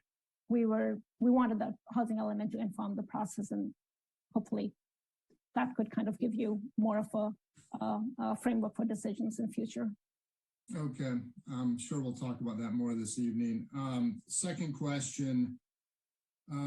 So I really am enthusiastic about the broader vision of all these connected trails and bike routes and a linear park. That'd be fantastic. I think Councilmember Rack's been talking about a linear park on Plogus Creek for years now. Would love to see that come around. My question is, are we, are there hard constraints for us implementing that? Meaning, are there existing current public streets or right-of-ways or easements that can actually have that integrated connected network? Because that's, this is our vision. We see all those connected aspects to the plan. That's wonderful. I'm just curious, have we looked at any of the feasibility of that? Meaning, I don't want to put that vision out there and go into plan development discussions and have a developer build a path that isn't actually connected to his neighbor yet. And then we got to wait 20 years for the next parcel to get developed to actually, generate those paths and connections. And I'm just curious, this is our vision, but is it realistic? Is it feasible? Was that considered as well? To be honest, Council Member, this is a vision, and if the vision starts with a line on the map, we needed to start somewhere. No, the feasibility was not part of the study. Okay, thank you. That's all I have, Madam Mayor. All right, thank you. Council Member Collins. Thank you, Madam Mayor. I want to echo my colleagues' observations about the presentation. This is extremely thorough, and it's very detailed, and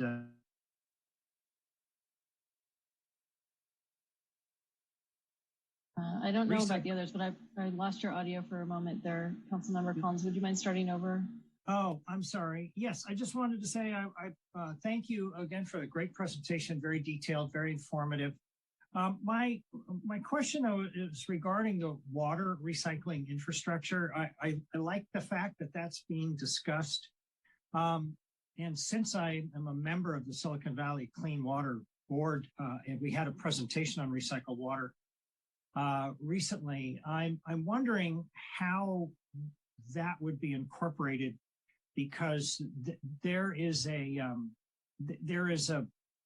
study being done and a path that's potentially being laid out of connecting the wastewater, the potable wastewater that comes out of the treatment facility to the main water supply that goes into the Hetch Hetchy.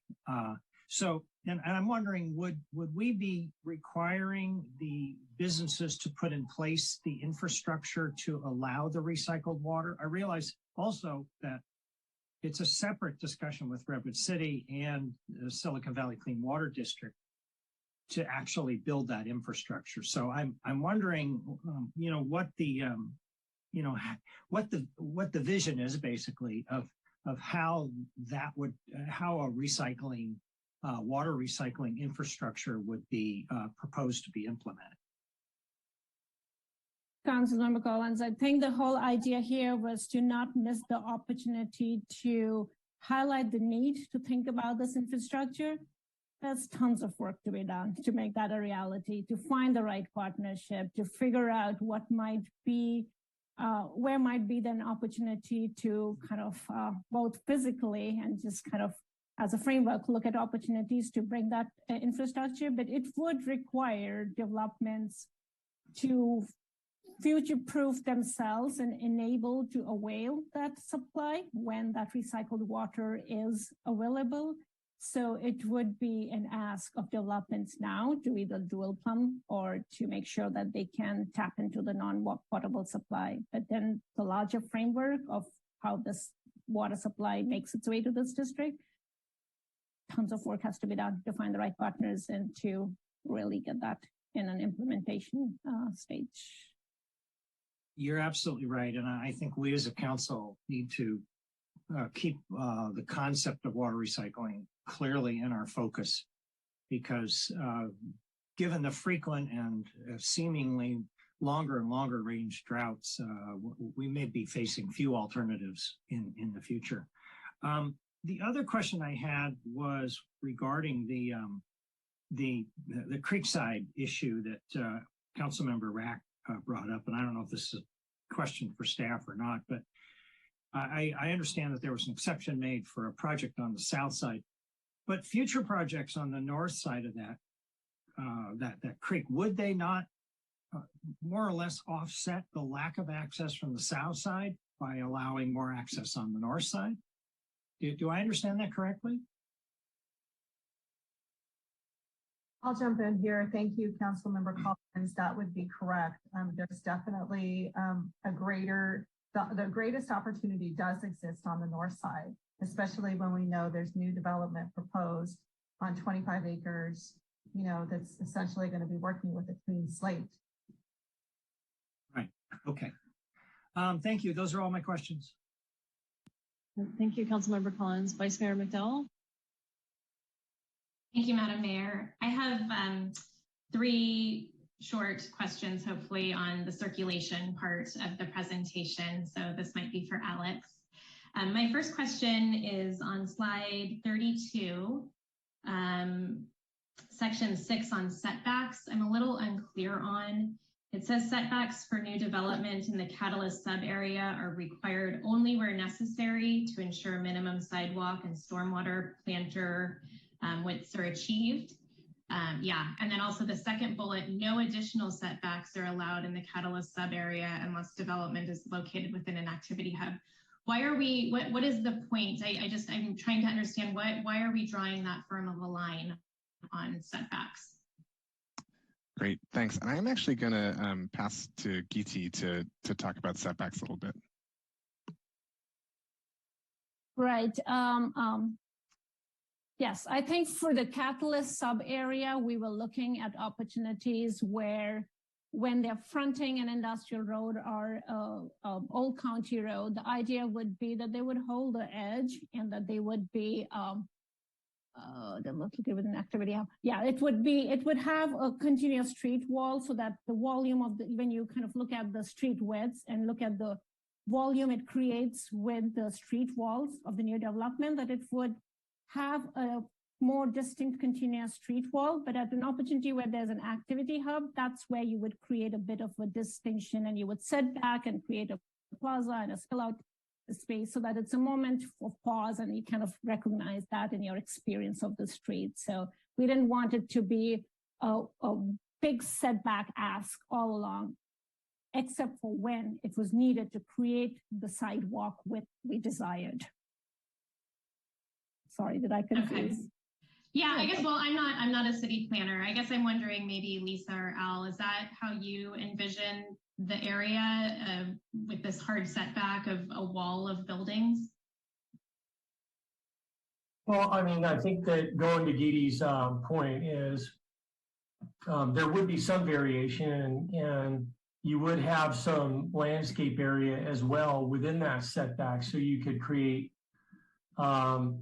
softening of the experience in a green space, and you're trying to define the roadway, right? Like in LA, or sometimes you go to like Paris, where they have very continuous aesthetic when you walk down the street. And then the exclamation point of the open area, either at the corner of the block or mid-block between buildings, creates that sense of arrival and excitement in the streetscape. So that's kind of the intent of it, is to create, with the big buildings, is to create a form along the street, soften it with the landscaping, and then have those really unique experiences for the public to relax and enjoy plazas and things like that. So that's the intent of the idea. The buildings themselves, one thing that we look at when we look at the buildings is the architecture, and we don't like to see continuous flat walls. That is not something that, from an architectural design standpoint, that we like to see. And we work with the developers and architects to break up the mass of the building. So while the setback may be a hard number, that building will, most of the time, it will undulate along that setback, and there will be different changes in the sides of the building, and things will set back and things will come forward in different architectural treatments and textures. That's helpful. I get a little concerned when we don't leave ourselves any wiggle room with being no additional setback, and the word only, it makes me a little nervous. But if you can make sure that the buildings undulate and it's not just a solid wall with that language in the vision plan, then I appreciate that perspective. And we will go back and take a look at that some more and talk about it. So that's a point that, we'll, take a closer look at that. Okay, thanks, Al. My second question is on slide 36, and Alex referenced this a little bit in his presentation about the transit stop at Old County Road in McHugh. And I'm just wondering why we're calling that out in a big way when we do have the new transit center on the other side on El Camino, and a lot of money and infrastructure has been put into, the train station on the other side. So I'm just wondering what the reasoning is behind calling that out. Yeah, thanks. That's a great question. So this is something we've talked about a few times with the community and looked closely at.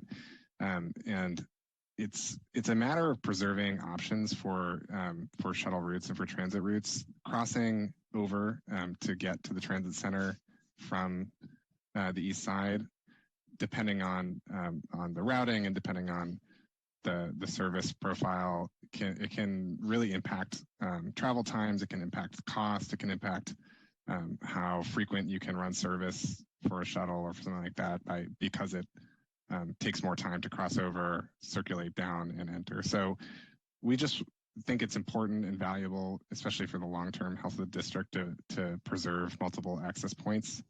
There are a lot of opportunities to connect on the east side without going over to the new transit center. But it is a type of question that we'd want to be able to look at as new services are under consideration as an option to make those services successful. Again, shuttles and transit routes can be really expensive, but really effective links. And we want to make sure that they're able to provide quick, direct service if they're tools that we look at for the district in the long run. Okay, I'll circle back on that in the discussion. Thank you. I appreciate that perspective. And then my final third quick note, it's slide 29. I see that there's a mid-block crossing on Industrial that's called out as human scale environment. And that to me looks very dangerous. There's no signalized intersection there or anything to help a pedestrian cross mid-block on a really busy street. So I'm just wondering what the reasoning is in the design of that and calling that out. Right. Adam Weissmeyer, this wasn't particularly trying to represent what might be the condition where the discovery path along the rail spur that runs east-west meets Industrial Road and kind of gives an opportunity for people to navigate further east of Industrial Road. So trying to imagine that.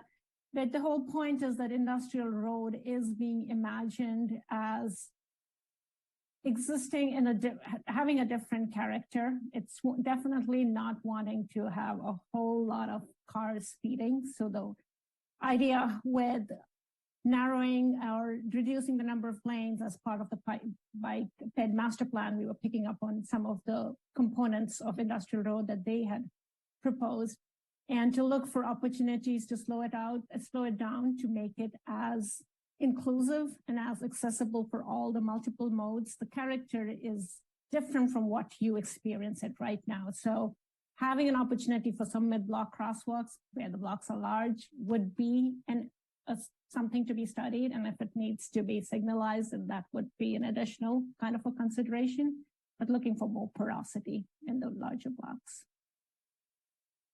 Okay, thanks for sharing that with me. That's all I have, Madam Mayor. Thank you. Thank you. All right, I just want to build on it. So I think those were all really great questions, and it covered quite a range. So I'm looking forward to public comment and our discussion. Just building on Vice Mayor McDowell's question with respect to the McHugh Old County Road Transit Hub, it was suggested by a community member to consider working with Caltrain to potentially relocate the train station. This was done recently in South San Francisco. You all might recall that it currently is underneath the freeway, and they're moving the location of that and creating more housing nearby and greater access to the commercial area for bikes and pedestrians, make it more safe. Could somebody from the team, staff, or the consultant comment on whether or not that was considered as something to look into further?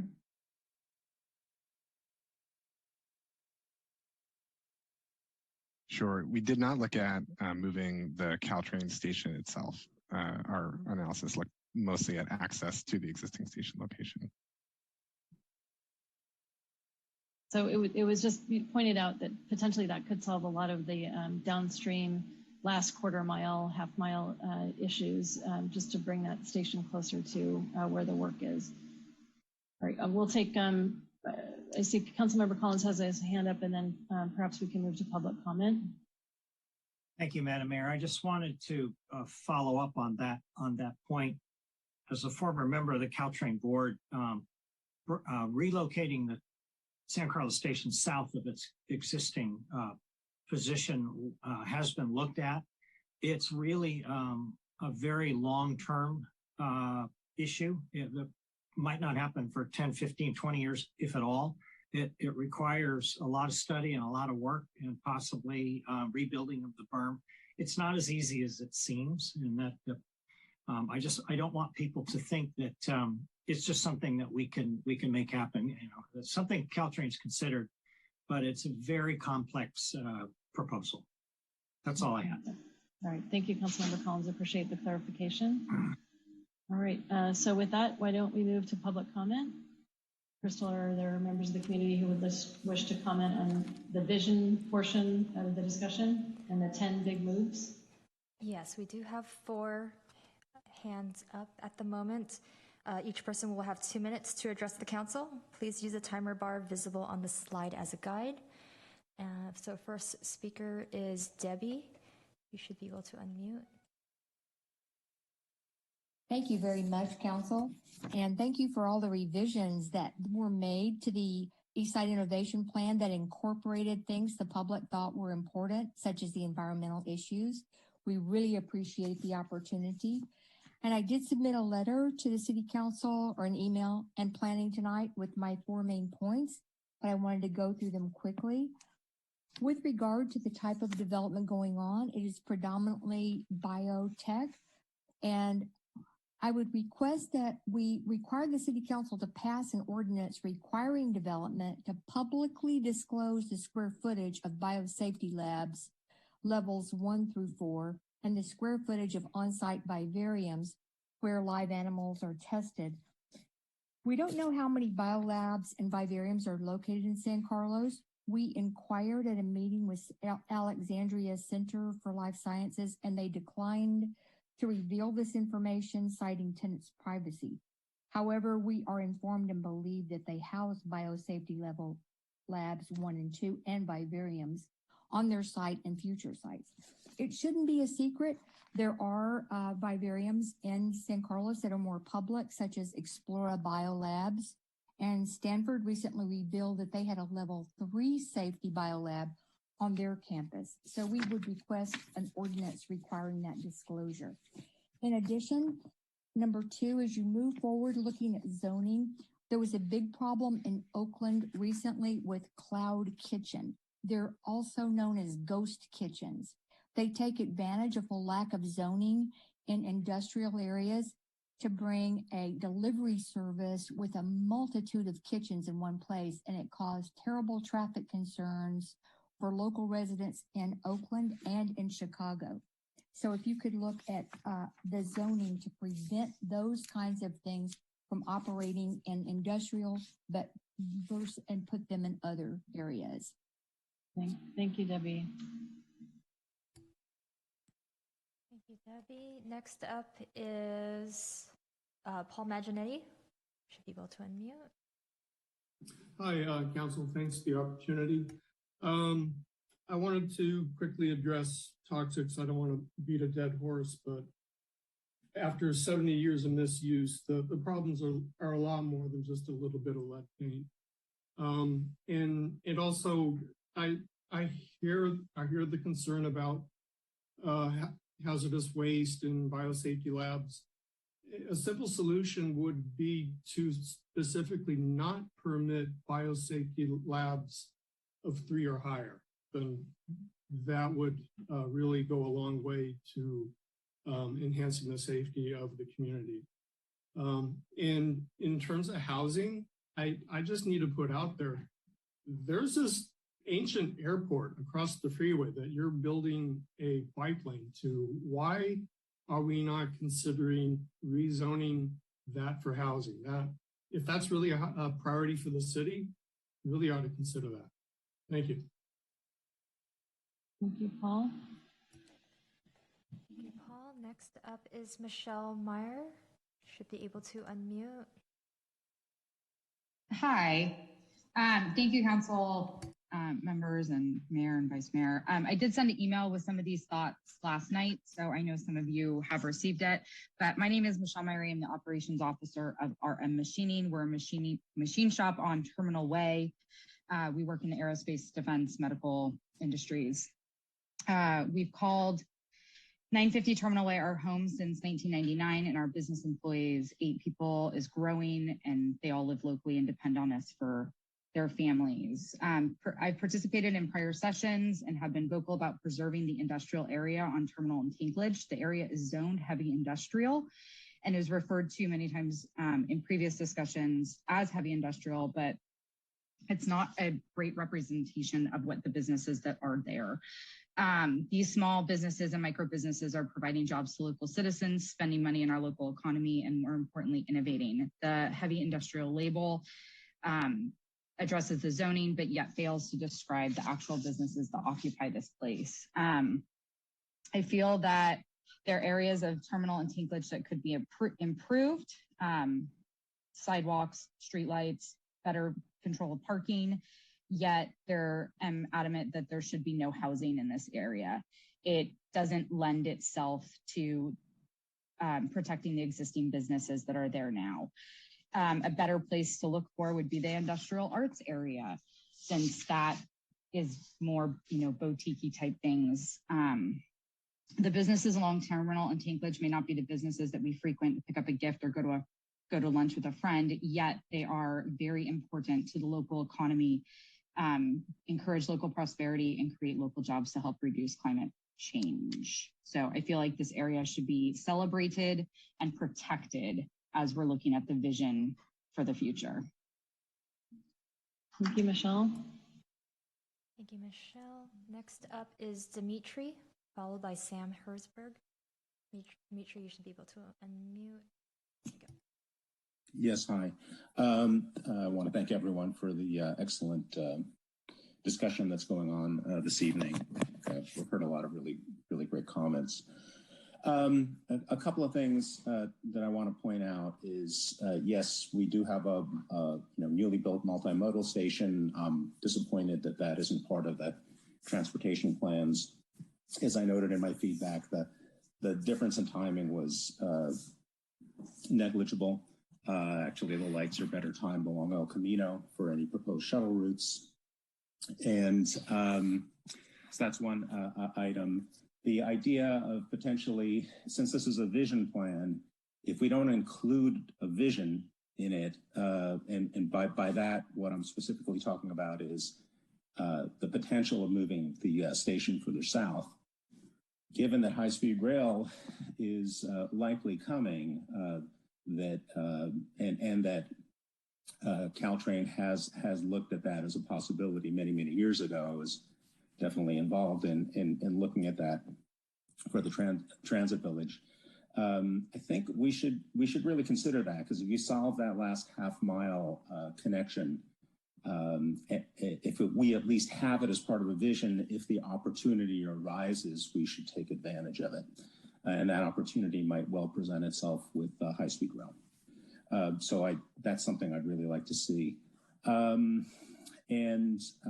think those are the main things. The points. We're very happy to have had some additional discussions about the feedback that we presented, and I hope we continue in this good collaborative fashion moving forward. So that's it. Thank you. Thank you, Dimitri. Thank you. And next up is Sam Herzberg. Hi, can you hear me? Yes, thank you. Yeah, I just wanted to speak to Pulgas Creek. I have served on a natural resources task force for San Carlos to develop creek protection guidelines that were incorporated into the general plan. And I also used to lead creek cleanups in San Carlos, including at Pulgas Creek, until I learned from County Environmental Health just how toxic that creek was. It's a real hot spot for PCBs and solvents and some nasty stuff. You have a very constrained channel there, and you have to have a pump station, which means the city is actually touching and moving the water and is responsible for that. You also have utilities that are very just above the flood zone, and all of this water goes right into Bear Island and San Francisco Bay, and there's wildlife on the other side. You have now a once-in-a-lifetime chance to clean up this mess, widen the floodplain, and actually create a community amenity rather than a place where all the toxics go, or it's just a problem for floodwaters. You don't have that many contiguous creeks in San Carlos. This is one of them, and it could be a real amenity to the site if it was done right. And I would encourage you to think about the next generation as you consider the development opportunities here and the potential to restore the site and make this a community amenity for the community and also for the wildlife downstream. Thank you. Thank you, Sam. Thank you. And next up is Jennifer Rose. Should be able to unmute. Hi, just want to thank you for taking community feedback and also for making changes to the plan based on community feedback. I appreciate that. And I just had a couple of comments. One kind of echoes some of the things others have said, but I would love to see the community assets that we already have built into the plan, which include the Caltrain, Samtrans lot. I live on the east side and I walk through there all the time when I take walks, and it's not being used. It's pretty empty. So it's a great asset that we could use, I think, and even if you just walk through it and you don't have shuttles, it would be a pretty quick walk. And then also I just wanted to share a concern I have about reducing Industrial Boulevard to one lane in each direction and slowing that down. I live on Cherry Street on the east side, and I That's a very busy road. There's a lot of cars there, and adding all of the buildings will add a lot more traffic. And I think that that will just encourage people to drive through my street to cut through because they won't want to slow down and wait. So I'm a little concerned about that plan, and I'm not sure how that actually mitigates the traffic concern. Yeah, that's it. Thank you so much. Thank you, Jennifer. Thank you. And Jennifer was our last speaker, it looks like. Okay. All right. Thank you very much, everyone. So at this point, we'll move to discussion.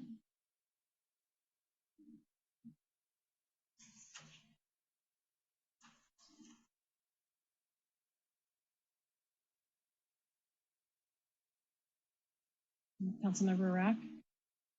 Madam Mayor, I just want to just get a better understanding of kind of what you're hoping to get out of this discussion session. So just so we're clear and we're productive and what everyone can kind of get feedback from us. Yeah, thank you. I think I'll correct me if I'm wrong here, but I think the intention here is just to align on effectively the 10 big moves and make sure that what's captured in this visioning statement is directionally where we want to go.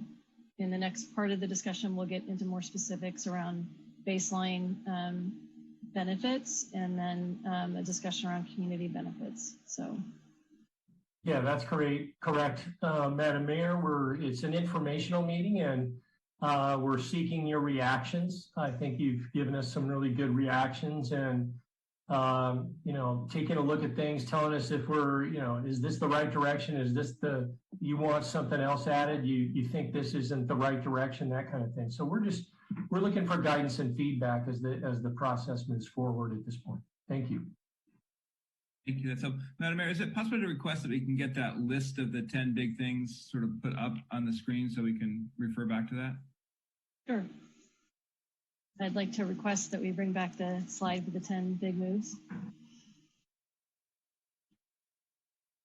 I approve of that request. All right, great. We have alignment. It's good.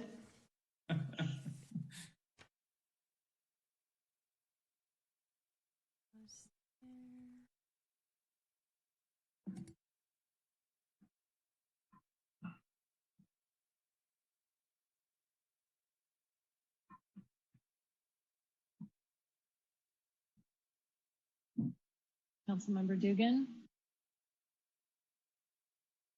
Yeah, thank you, Madam Mayor. Yeah, sure. I don't mind going first because, I would like us as a council just to discuss what I do kind of think is the elephant in the room. I mean, we're looking at, I believe, 30 to 40 acres of new development in play on our east side here. The whole reason we kicked this off was for us as a community to work together to develop a consensus on how all that significant development on the east side should come together.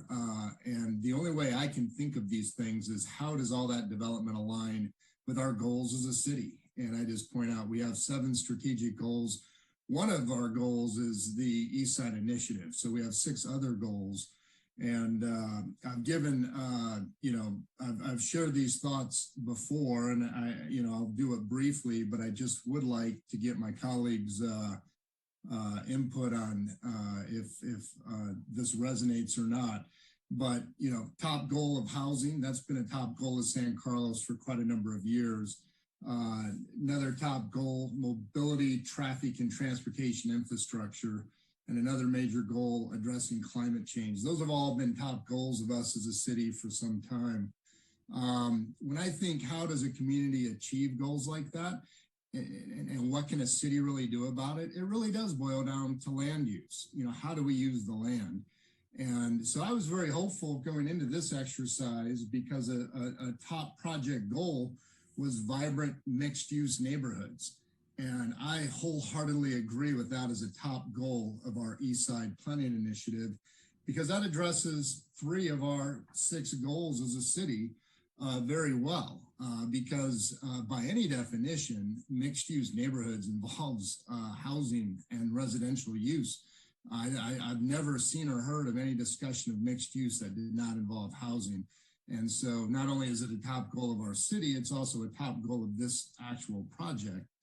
And it serves many benefits, right? When you have housing in a mixed use context, when someone can live in proximity to their job and have the amenities they need to get through life, whether that be recreational, entertainment, childcare, or simply being able to run errands without getting in your car. If you can do that, if someone can live, work, and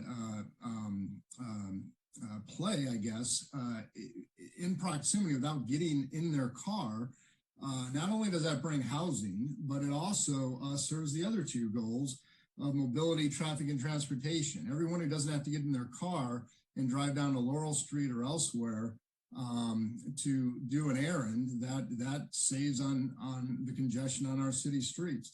All those fewer trips that's generated through good land use, good mixed use land use with integrated residential is probably the best investment we can make in long-term mitigation of climate control, because that is just so much energy that doesn't have to be expended when we don't require people to drive to meet all their needs. So that's why, again, I was very excited when this project top goal, vibrant mixed-use neighborhoods. And so I just have to say, it's a bit of an elephant in the room for me. I don't really understand how we come through this vision plan and housing isn't even one of the big moves. And the thinking on housing seems rather limited. I mean, we've got acres and acres of land going into play on the east side, and housing should be part of our consideration of all of that. In the housing subcommittee, we've spent time discussing how do we think about density versus housing. And, on the east side, I think there is an opportunity for more density in most of the projects we'll be looking at over there in exchange for some housing to be integrated. Because again, it's not just good for that project, but it also serves our city's goals and even this project's goals. So I guess, I would like us to have a discussion as a council of how should we think about housing in the east side in general, because I thought that was one of the major purposes of this whole exercise. And I just feel like, it's not even one of the big moves coming out of this vision plan. All right, thank you, Councilmember Dugan. So in order of hands raised, we'll go to Vice Mayor McDowell, then Councilmember Rack and Councilmember Collins, and then I'll make some remarks. Thank you, Madam Mayor. And John, I'm glad that you brought up housing because it is one of our top strategic goals. And it was mentioned tonight that, this plan is silent, but I don't want to be silent on the housing. I think that, we're all aware and our community is aware after participating in housing workshops that we are on a track for updating the housing element. But I do think that it's time for us to check in on that process to better understand where new housing can be accommodated in San Carlos. I personally don't see how we can approve this plan without calling up our housing element and having a status check. I think that's a really important check-in moment for us. And we can't talk about this massive influx of jobs on our east side without concurrently bringing forward a study session on housing. So I'd like to suggest that to my colleagues tonight and staff to see if we can have that discussion prior to formally potentially adopting this plan. I think it was a really important discussion that we need to have and bring that forward. I would also like to suggest that somewhere in our vision statement, which is new, this was just brought forward tonight. This is something that the mayor and I had talked about in our last subcommittee meeting, but I would like to acknowledge the jobs housing balance and that it is important to this council. It's very important to acknowledge the jobs housing balance and the impact that the development on our greater east side is going to have on housing, and that we need to, that is being addressed and needs to be addressed, and that remains a top priority for us. So those are two suggestions that I'd like to put forward tonight. Thank you, Madam Mayor. Thank you, Vice Mayor McDowell. Councilmember Rack and then Councilmember Collins. Thank you, Madam Mayor. And I appreciate the comments from John, Councilmember Dugan, and from Vice Mayor McDowell on housing. I think I'd agree that having a session on housing, on the housing element to understand, I don't serve in the housing subcommittee. So having an update on kind of where things are, what you're looking at, where that may overlay with the East Side Innovation District would be helpful, because I don't, well, I think it's important to have housing as part of the discussion. I think we need to look at, other parts of the community for housing as well. I mean, I think El Camino is an example of it is completely underdeveloped, and there are huge opportunities for housing over there. I think there are areas around East San Carlos Avenue that are ripe for that. It is in mixed use in the middle of a housing development. And, so I want to also think about and be thoughtful about how, what the best use and best land use is, John, to your point of each site, and how we do that correctly. And I think having that balance of looking at the housing element in concert with this innovation district is probably the best way to do that. So I would certainly be supportive of doing, taking a holistic look around that. I just wanted to comment just on a couple of things that we talked about. I think overall, I mean, we can take the housing element aside. I think that the things that are in here, I liked the direction we're going overall. I do think looking at sort of the transportation piece from the shuttle and others are important. And I am, cleaning up Pulgas Creek and dealing with the contamination there is really important to me, that we get that done and done correctly. And then, I noticed there's things around, getting a little more density to get more open space. I think I'm certainly supportive of trying to find that balance around how we do things. But I think the overall vision is good. Adding to the point that we do need to take a look at housing and how that gets integrated, or at least how the housing element plays its role in the East Side Innovation District. So, thank you. Thank you, Councilmember Collins.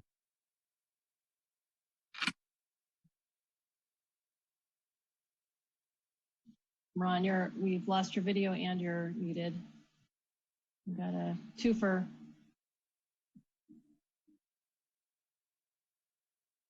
Councilmember Collins. Sorry, I hit the wrong button. It made everything go away. Yeah, I think we need to not lose focus here. If I'm not mistaken, housing is going to be addressed by the reviewing the housing element. It was not supposed to be the primary focus of this plan. And John, I agree with most of the things you've said, but there are places where mixed use makes sense, and there are places where it doesn't make sense. There are places where more housing on the East Side makes sense, and there are places where it doesn't make sense. That, to me, is what the housing element review is going to be all about. We need to keep our focus here. No one's forgetting about housing. I think we're all very concerned about it. I've been concerned about it for the 10 years I've been on the council.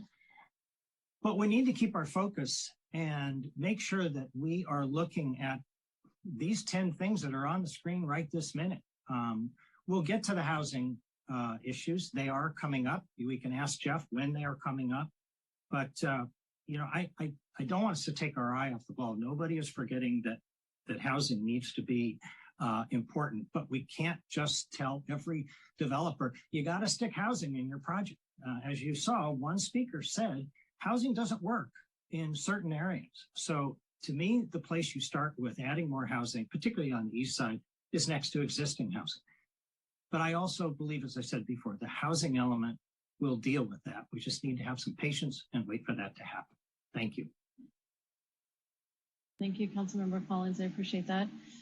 So from my perspective, what I appreciate about this plan and the 10 big moves is I think it does address many of the strategic goals that we have as a community that have been brought forward to us by on behalf of the community. So we have a lot of engagement. We had a lot of engagement going into this planning and visioning process, and that was magnified as a result. And so I'm feeling very confident. I really appreciate the promoting environmental stewardship and how that particular big move has been revised to be more precise and inclusive of soil remediation, the establishment of an open space network, as well as, as Councilmember Rack talked about, restoration of the creek. We have an example of that in South San Francisco where they've done that recently, and it's really been transformative for that community nearby. I also appreciate that this gives us an opportunity to activate the Bike and Master Ped Plan. Again, if we can get more people and think about how this community, what the systems are within this community and how making sure we can get people there safely by by walking or bike or other micro transportation, I think is a good thing. When it comes to the overall vision statement, I would like, and I don't want us to wordsmith on that tonight, but I think concepts are definitely appreciated here. But I'd like to be inclusive of the nearby residents that live adjacent to the community in that vision statement. We did discuss the local businesses, but I'd also like us to be inclusive of the residents that live nearby. And as far as the housing piece goes, I am supportive of seeing if we can't get a study session on that, perhaps in advance of this plan needing to be finalized, which I believe is later this month. So if staff is able to do that, that would be helpful. So there's at least 3 of us that are supportive of that review. And as it concerns inserting housing into this industrial core area, I'm hearing conflicting information that I think would require more analysis and study before we consider just a very top level rezoning of the area. Those things are, we continue to get complaints with respect to the noise that are generated by some of these businesses that are near the homes. Those light industry businesses also bring with them, other challenges that I think, and challenges in the way that they're challenges in that they're not compatible with putting housing right in front of some of those businesses. So I think that's a concern that I don't fully appreciate. And then the other aspect to this is that what I've heard from many people in the business community is that a lot of the types of businesses that we have in San Carlos, it's a very rich and diverse portfolio that if we were to, zone those out of the picture, the resources available to the rest of the community on the peninsula would have to go further afield. So we could also be creating other challenges by contractors, et cetera, having to travel to the East Bay or South Bay to get the services and products that they're currently enjoying now. So I think further analysis, in my opinion, would be needed before we make a full commitment to deciding to put housing in that particular area. So I think my advice and suggestion and recommendation would be that we would proceed with caution on that. And this comes from somebody who continues to advocate for housing. I believe it is one of our top priorities and a very upstream issue. Again, I think it's just around making sure we approach this in a thoughtful way. So with that, I think we'll go to Councilmember Dugan and then Vice Mayor McDowell. Thank you, Madam Mayor. Yeah, and I appreciate the input on housing. Thank you, everyone, for sharing your thoughts on that. My only reactions would just be, well, first, I do agree with preserving our industrial core sub-area, and I do agree some uses are not consistent with housing, and we do have a lot of small businesses in that Terminal Way, Yanklage, Branston Road rectangle. That's not the most obvious place for housing, in my view, because we do want to preserve some of those businesses that do provide necessary services for our community. And I'm not saying we should require every developer to insert housing into their project, but we do have, a particular applicant that is developing 20 acres in our city right now. And I think we will have to spend some time thinking about what that means in general. And that 20 acres is not something, we're going to see developed very often in San Carlos. And that does offer a real opportunity to develop or at least contribute to a vibrant mixed-use neighborhood. I went with my family recently. We spent late afternoon, evening the Bay Meadows area, Field Works and the great ice cream shop over there, and walked through a number of the parks over there, very natural parks, very connected. You had neighborhoods, you had office buildings, you had commercial. In my view, that felt very ideal. Coming into this process, my perception was we were aiming for something like that as our vision.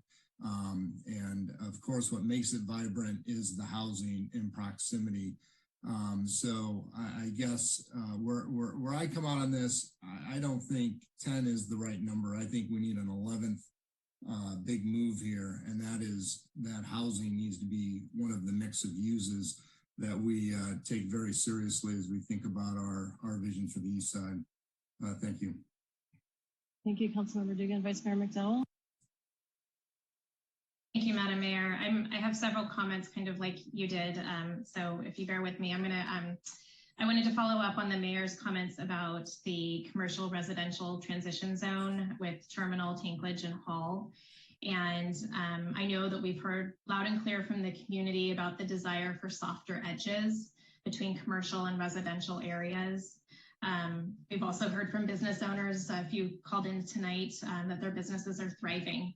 I walked Terminal and Tanklage this week, and I also walked Hall Street, and I saw businesses that are all very busy. I recognize that in our town, it's important to have a mix of, business types.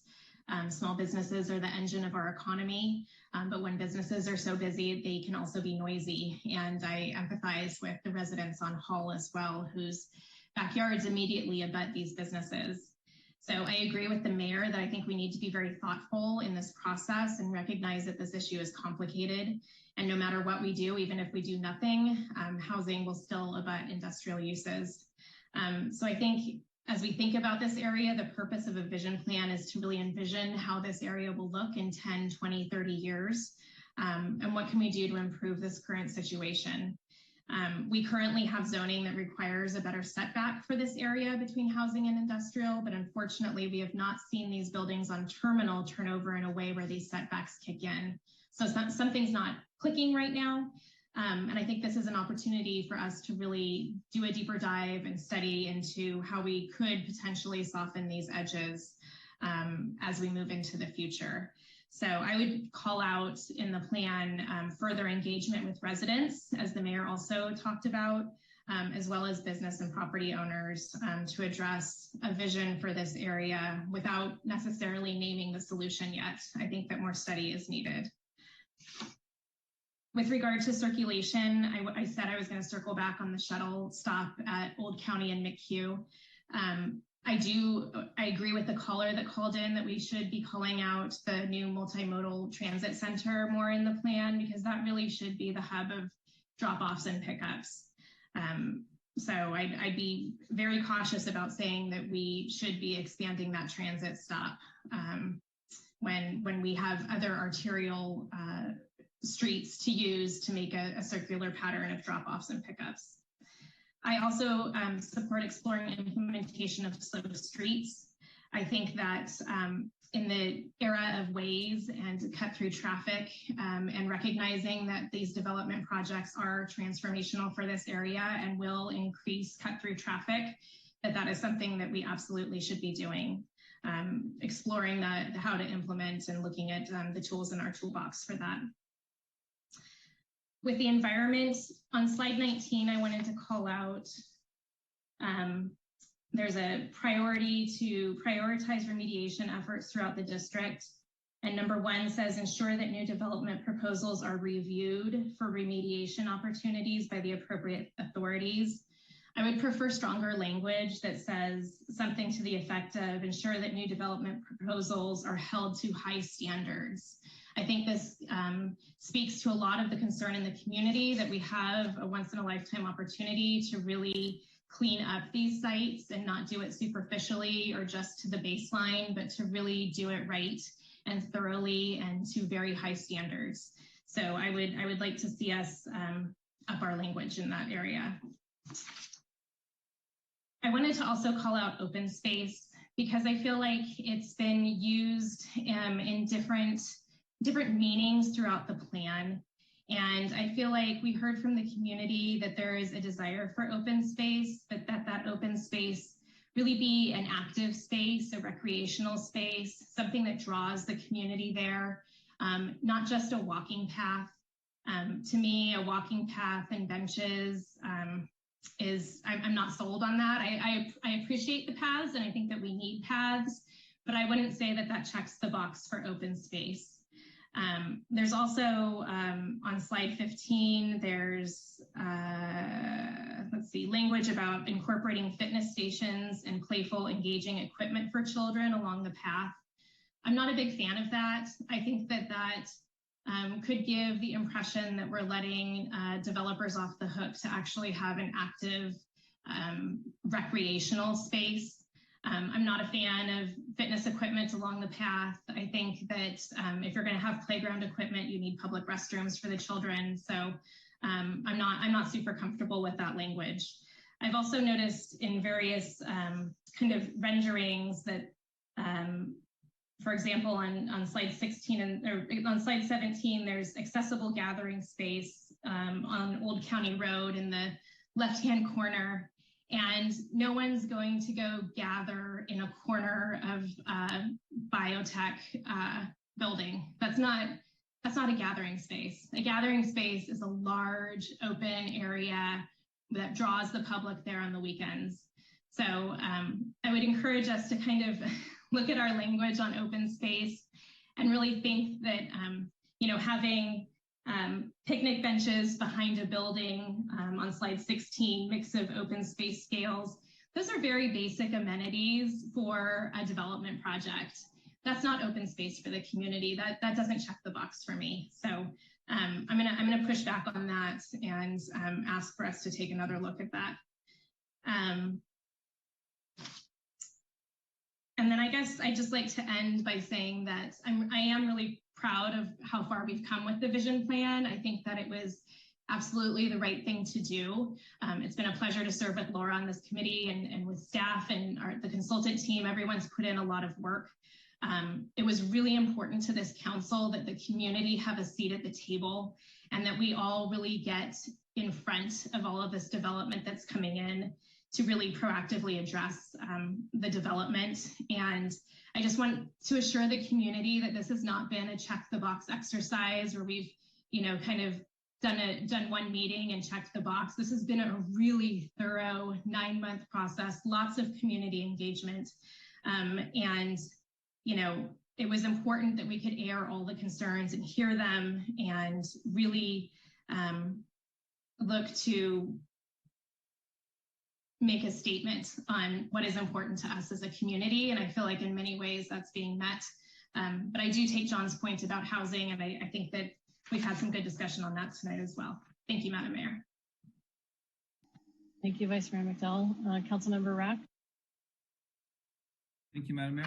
I just want to thank the subcommittee again for all the work on this and staff and the consultants and all the community input for being involved in this.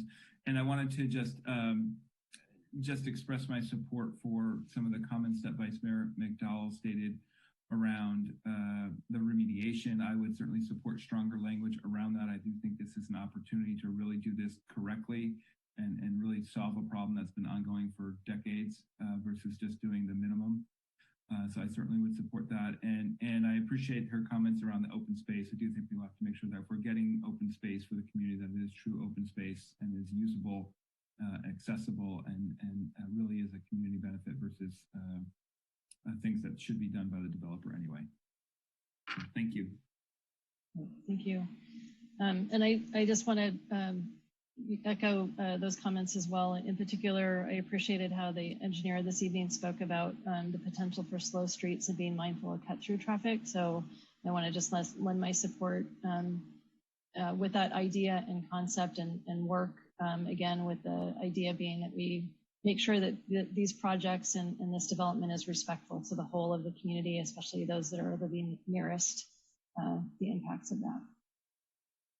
All right, so with that, Al and Lisa, do you have what you need from us on this particular section? And if so, might I call for the intermission? Yes, Madam Mayor, we're ready for the intermission. Thank you. Okay. Thank you, everybody. Okay. All right, we'll be back at 8:05. Thank you, everyone.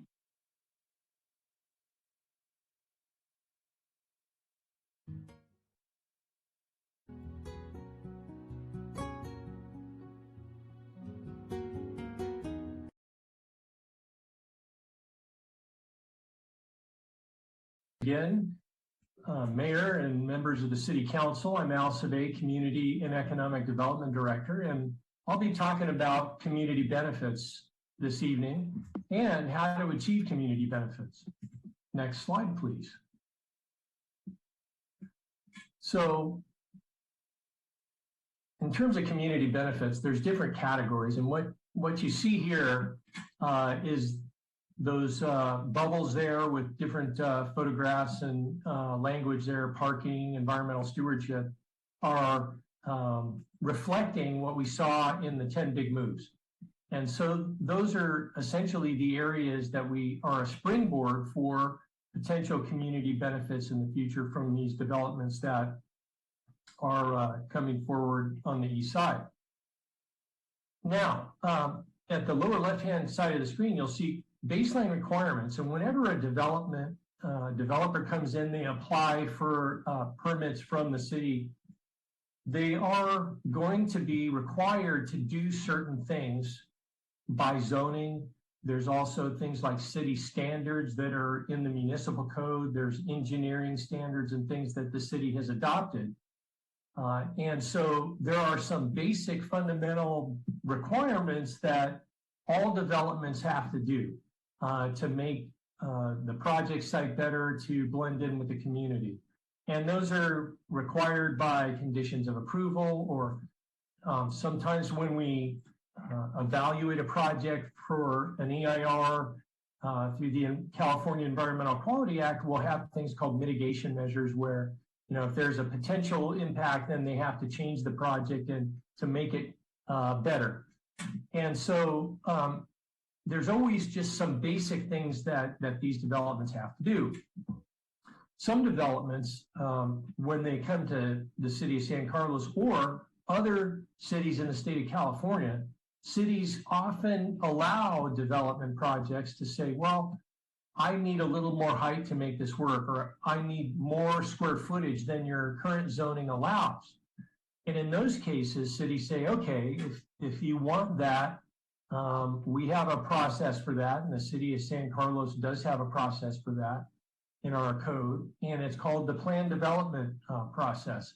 And that is the trigger for community benefits that go above and beyond the baseline requirements. And these are, when you look at a plan development, what our code says is that if you do ask for this plan development, you will be required to design a project that is demonstrably superior to a project that just conforms to zoning. And it should be superior from an urban design, an environmental standpoint, and other standpoints in the community. So that's just to kind of give you an idea of the categories, and then baseline, and what's the difference between the baseline and the community benefits. Next slide, please. And so there's different ways that a city can provide, or a developer can provide different scales, different types of community benefits, and the city can choose. The city then has the ability to choose where that community benefit goes and how. And for instance, you could ask the developer to provide something on site above and beyond what their proposal is. For instance, a daycare facility. You could say that, well, we want you to build a daycare facility, and some of those kids that go into this facility have to be residents of the city and things like that. Ground floor retail, we've heard things like that from the community. That's important. You could do something adjacent to the site on the property, like a public park. We talked about that earlier. Something in the whole district could be required. Stormwater infrastructure, district-wide shuttle, walking paths, and then citywide issues that have been identified by the city, such as affordable housing. There was a in-depth discussion just now about housing. So these are all the different ways. There's a lot of flexibility that the city of San Carlos and the city council has in how the benefits are provided throughout the community. Next. And so what this slide represents is a menu that's based on what we've heard so far, some of the best practices that we know from our consultants from looking at other cities across the state, the region, and the U.S., and other examples. And so what you'll see on the screen is the light blue color are all the things that we heard in our community engagement process. Those are the things that came to the fore: green infrastructure, multimodal street improvements, public parks, daycare, affordable housing. And so these are the things that the community felt were very important. And we added things that are suggested as additional considerations for best practices. Like we talked about district parking tonight. How does that work? Transportation demand, which reduces traffic in and out of the development sites. And then how do you activate some of these spaces? And in addition to that, there's some other examples that we've seen. People now and again, they talk about the desire for art and cultural uses, local hiring, workforce development, and things like that. So this is the whole list based on what we've heard and some recommendations that are being made by your consultants and city staff. And it's under each of those categories that we've seen and we've been talking about. And so what I'd like to do is take this list and go a step further with it. And the intent eventually is, it's anticipated in the marketplace, and these projects that are coming forward, they anticipate that, yeah, I'm asking for more. So I anticipate that I will be talking to the city and negotiating with the city at some point for some of these community benefits. And so to give some certainty to the marketplace and the community, there's an intent eventually at some point, maybe not in this process, but maybe another one, to narrow it down based on what's important to the community. Next slide, please.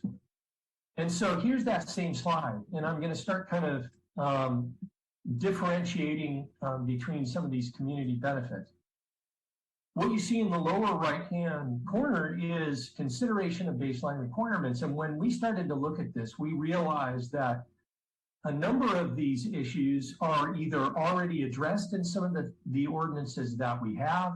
They have been discussed in the community in the past, and the city's maybe already making some changes. For instance, in green buildings, the council approves moving from gas to electric energy in these buildings and things like that.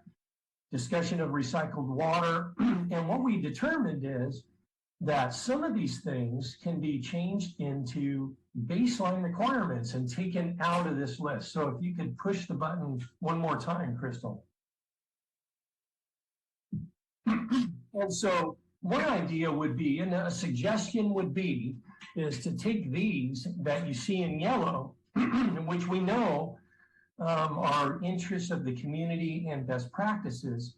And what you could do is move these over into baseline requirements and take them off this list. And essentially what that does is it does two things. One, any project that comes in, even if it conforms to zoning, they have to do these things. It's a better project. We know that these are additive based on our current zoning. And so not only do the ones that are in the zoning, but those projects that are asking for more, as we discussed, they would have to do these things too. So that's another way to kind of make the pie smaller and concentrate the community benefits a bit more. And so you can focus that in your discussions and discussions with the community. Next, please. And so to further differentiate some of these community benefits, what we've done is we've put some boxes around some of the areas that we know are important to the community and sort of started to rise to the surface in our discussions in this project, but also as part of your strategic objectives. Childcare and daycare, we know these are important aspects for the council and the community. Public parks, additional affordable housing. And what we heard a lot is that the community would like to be able to enjoy this area, and not just for the employees that are there, but have cafes and restaurants and a vibrant environment that they can access to. So these are just to kind of further focus some of the ideas here. And then the rest, again, are the areas that we know are important or recommended. So this is just an attempt to kind of provide the beginnings of a hierarchy of these community benefits. Next, please. Next slide, Crystal. Thank you. So now let's talk about, well, how do you achieve the community benefit? Now that we sort of know what what all these things look like, what the desires are, how do you actually go about attaining those community benefits? Next, please. So in terms of implementation, there's a couple of different ways to go about it. And I kind of reiterating a point I already made, that there are certain projects that are going to seek development beyond the zoning. They would have to do these baseline requirements as conditions of just basic development. But those, it triggers negotiated community benefits, meaning then the city council, then the community could negotiate for additional amenities and benefits above and beyond those baseline requirements. That's what that special trigger is, that plan development. Projects that conform to the zoning there's no trigger mechanism for you to negotiate for these extra things. So again, moving some of those things down into that baseline requirement may achieve a greater overall result in the district. Next, please. And this is just another way to kind of look at something that we did earlier in the slides. It's just a different way, but it reiterates the fact that you can do it on site. You can do it contributing to different priorities, either as a one-time payment or an ongoing funding in a fund that achieves an ongoing result. Maybe you want to help daycare facilities in their operational needs and things like that over time. Solving citywide problems. We know affordable housing is a citywide issue. Maybe childcare is too, among other things. So you could dedicate some of the benefit to citywide issues. And then finally, beyond baseline infrastructure improvements. For instance, these developments would be required to underground utilities to make the sidewalks better in front of their development project. But in some cases, we know that there's lack of connection or lack of really good sidewalks and conditions for mobility on Old County Road. And you could ask these developments to go beyond their boundaries and help infrastructure in other areas. So how do we do that? How does the council do that? And there's a number of different ways to do it, but one suggestion would be that you have a regular process called the strategic planning process that you're familiar with. You could assess these community benefits on a yearly basis and make those determinations based on some community input on a yearly basis or whatever basis the council sees fit. And then you could address it. We have a 2-year budget. You could address it in the 2-year budget in terms of funding from those development projects and providing those resources. So how do we know how much each of these development projects could offer to the city as a community benefit? And really, we wouldn't start necessarily with, hey, we need 10 daycare spots. What we would do is really start with a dollar value. And the way that we would do that is we would do a financial feasibility analysis for every project that asks for a planned development permit. And we can say that the city is giving this developer something extra, and we can actually assign a value to that. What we can find out what they're getting, what it means to them financially, and we can also find out what would be a fair adjustment or benefit to the city. And so that's how we would go about it. Next, please. So in terms of the baseline requirements, one way to, if you decided, yeah, we would like to move some of these baseline ideas forward, what we would do is we would do some review on those. We'd identify maybe some additional benefits that we haven't thought about yet. We'd analyze, we don't want to put ourselves out of the marketplace, right? We don't want to make us non-competitive in the marketplace. So we want to make sure that we're fair when we're looking at these baseline requirements. So we would need to do some analysis. But finally, to get these developers to do it, we would need to codify those things. So they would need to be included in our zoning ordinance and our municipal code, or we have things like standards, like engineering standards that could be adopted. And so that's just the process if you decided to move forward with that. Next, please. And so in terms of those areas that we talked about on that slide that are above and beyond the baseline, well, how does the city obtain those? And working with our economic development subcommittee of the city council, we talked about a negotiated process, allowing for maximum flexibility for the city to attain those. And the way that would work is the city council would allow for, first you would have to prioritize what's important so that we know what to negotiate for at some point. And then we would analyze, like I discussed, the feasibility of these developers providing these community benefits and how much. And then the city council would need to give the city staff authorization to negotiate. And these negotiations would lead to an agreement at some point, which is like a contract, a development agreement, it's called. And as a contract between the city and the developer that outlines how these benefits will be provided, and it has certain requirements to do that. And so it would be done in public unless the city is negotiating for the sale or acquisition of property. Then it would need to be a public process, and cities do it in public. Next, please. And so this is just a sheet to summarize what we talked about in terms of community benefits and about the prioritization at some point, how to potentially do it in your strategic plan. You can come up with some other ways. Some of the top priorities that we know about from your objectives in the community: daycare, affordable housing, public parks. And then another concept would be, well, if you really want something to make a difference right away, one consideration would be to say to the developer, we want direct provision, which means that, for instance, if you wanted something built, you would say, we want it built. This is how we want this to be provided.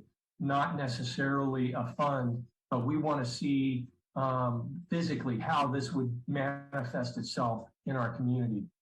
And then they can be long-term or near-term community benefits, but there's maybe a sense of urgency or a desire to have some early things happen so that the community can see that these developments are indeed sticking by their ideas of being a member of the community and contributing in the near term.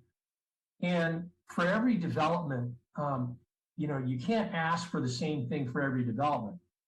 And the reason for that is some developments are big and some are small. And so the smaller development projects will have less community benefits to be able to offer to the city. And their fair share would be smaller than somebody with a much larger development project or more acreage. And so it's just a recognition that there is a size and scale to each of these, and we would determine that through this financial feasibility analysis. And that concludes my presentation. I know I covered a lot of ground, but we're here and available to answer questions. Oh, wait, please go back. I'm sorry. We separated out a piece just to touch on the baseline requirements. One question would be, you don't have to answer this this evening, but at some point, we would like to know, do you want to separate out some of those baseline requirements that we showed in yellow on that table? That would help to focus the discussion on community benefits and also the approach. Are there, the negotiated approach? Is there an understanding of that? Is there a comfort level with that?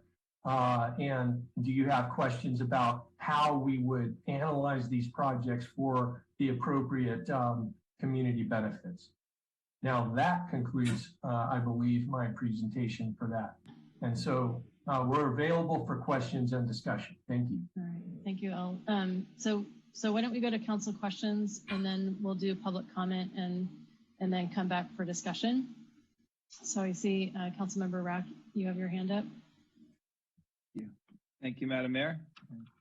Al, thanks for the presentation. That was really helpful to kind of explain that. And I really like the way you kind of separate and kind of raise the question about should we sort of reevaluate the baseline benefits. And I know we're sort of at questions, but I think that's an idea worth sort of looking at and maybe considering, so that we sort of put in there what we do think is sort of appropriate at this point.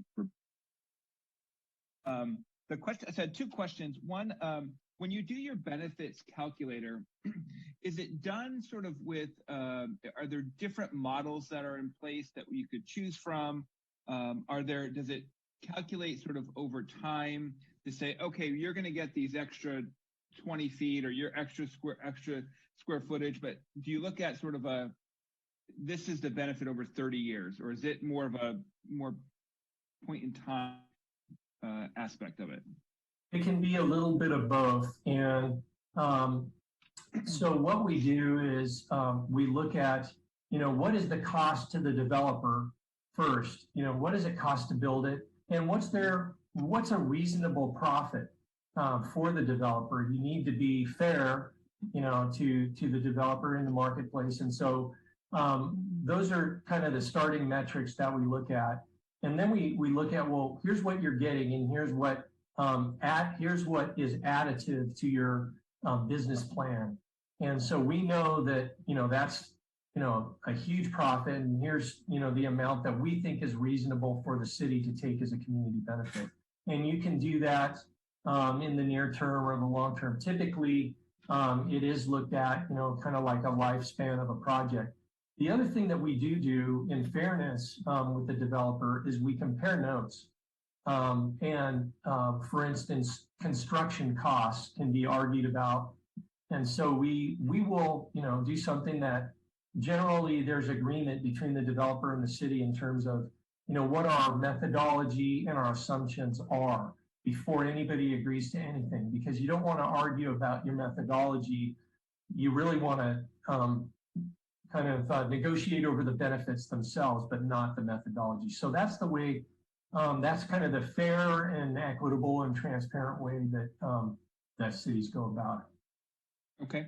And then my second question, thank you, Al, for that. That's helpful. My second question is, so you talked about sort of, obviously different projects have different levels of community benefit based on size. So we could presumably sort of say for all these planned developments, if we have a vision of, hey, this is the one big thing that we think is amazing for the community. I don't know what it is. Whatever this we decide is, hey, this would be something that would be a great, huge benefit. It may be something that requires $25 or $30 million worth of funding. And so we could set up a fund and say, this is what this is to build or get, and you are going to contribute X into that. We'd rather have you contribute X into that fund. And one developer may give X, and another developer will give Y based on the size of the projects. Is that something that we can look at doing? Yes, you can, and that's like a fair share community benefit. It's what's fair based on the size of your development project, and you can do that in a number of different ways. You can say, well, here's the cost of this facility we want to build, and you can come up with a formula or a metric to say your project is this size and you contribute this much. And one last quick example is if you want them to underground utilities on a street, we could say, here's how much it costs per foot, to underground these utilities, and here's your fair share, for undergrounding that utility, and you put in this much. So yes, you can. Okay, great. Thank you. That's really helpful. Madam Mayor, that's all the questions I have right now. Okay, thank you. All right, I'm not seeing anybody else's hand up, but I'll go ahead and ask a question. When we started this journey, there was, kind of a history of discussion around community benefits, and what was shared at that time, I think during one of our strategic planning meetings, is that there was no kind of single community benefit that rose to the top and that the community rallied around. To what extent was the team able to ascertain, of this list, let's say besides the things that are related to our strategic goals, right? Because I think those are very well informed, thousands of conversations in multiple ways. But some of these other ones that kind of go above and beyond, like you described, Al, did we get a read from these discussions, and was that part of the conversation to try to identify, what the big thing was that Adam Councilmember Rack just referred to, or was it just collecting the input and kind of adding it to the list? And so to answer that question, Madam Mayor, Crystal, if we could just scroll back and go to that list with the blue and the different colors on it, the first table that we had up. So not that one. Well, yeah, let's stay there. That's good. Yeah, right there. Perfect. So I think that, when we did a lot of community engagement, as you know, and we did surveys and things. And as you mentioned, there's been a discussion through your strategic planning process and what you hear in the community and what we hear. So I could probably say that there is some level of weighting in terms of childcare being an issue in our community. We know that there's a significant, we need a significant number of new childcare spots in our community, and it's an issue that we've been hearing. Affordable housing is a huge thing that we know, and it's very, very challenging. So these things, and then the idea that people really want public parks and they want those outdoor amenities that, it's really kind of interesting listening to the conversation. These are some of the issues that also just rose in conversation that you had with some of the folks in the community. So we think that the things that are in these boxes are somewhat rising to the surface based on past discussions that you've had in your strategic objectives and these discussions that we've had. So that was the attempt to box these up. We don't have any necessarily metric data to say that a certain percentage of the community voted for this or that, but that was our attempt to say that we think that these, we're hearing that these four seem to be quite important. Okay, thank you. Councilmember Dugan. Yeah, thank you, Madam Mayor. And Al, thank you. Good overview. It was just good to see all that in one place and how we're starting to hone in on some priorities. My question is, interesting to hear your discussion of the methodology of costs. And I just want to, because, that really does come down to how these are determined. And I'm glad to hear of the open methodology you mentioned. Can you just specifically though, how does that work? Does your staff generate your cost estimate based on, market or industry benchmarks, and then you compare that with the developer? Or do you kind of start with their submittal and then seek to verify it?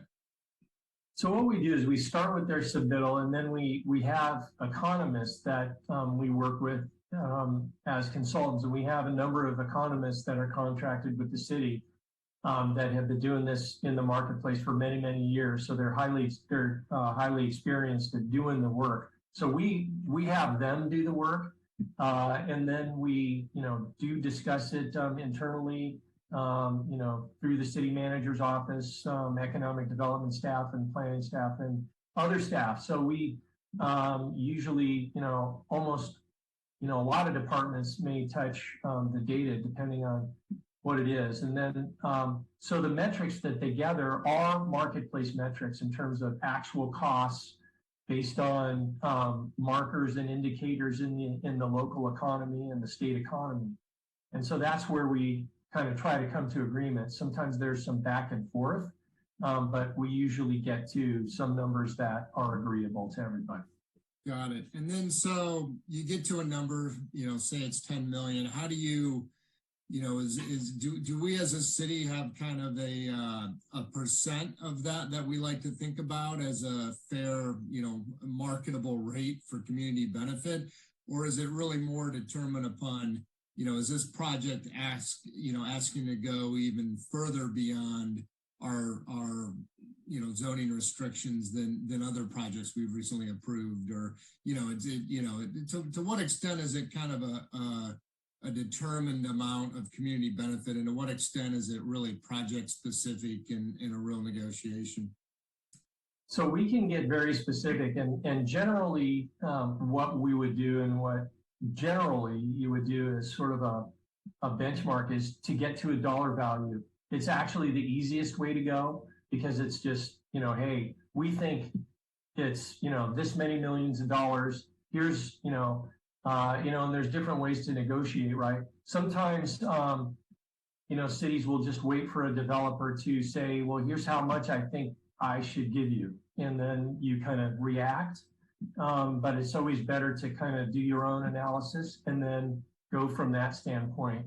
And then, so you have something. So it's basically, that's the easiest way is to kind of get a dollar value based on, what we know, what we just discussed. And then the city would then determine of that dollar value, where do you want to cut it, and where do you want to put it? Where does that pie go? Okay. Last question then.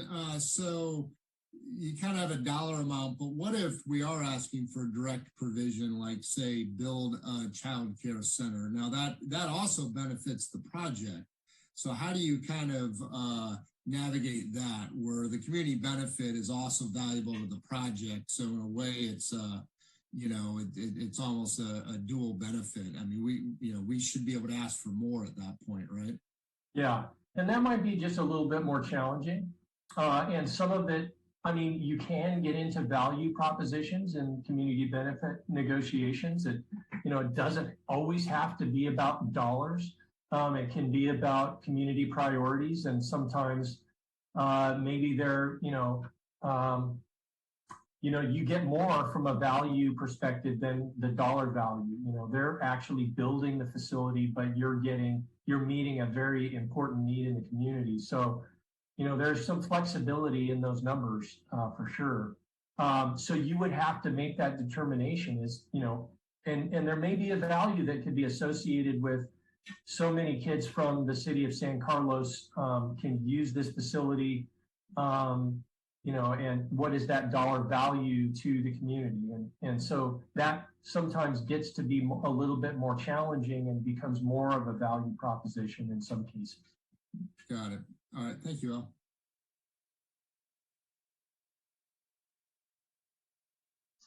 All right. Let's go ahead and move to public comment.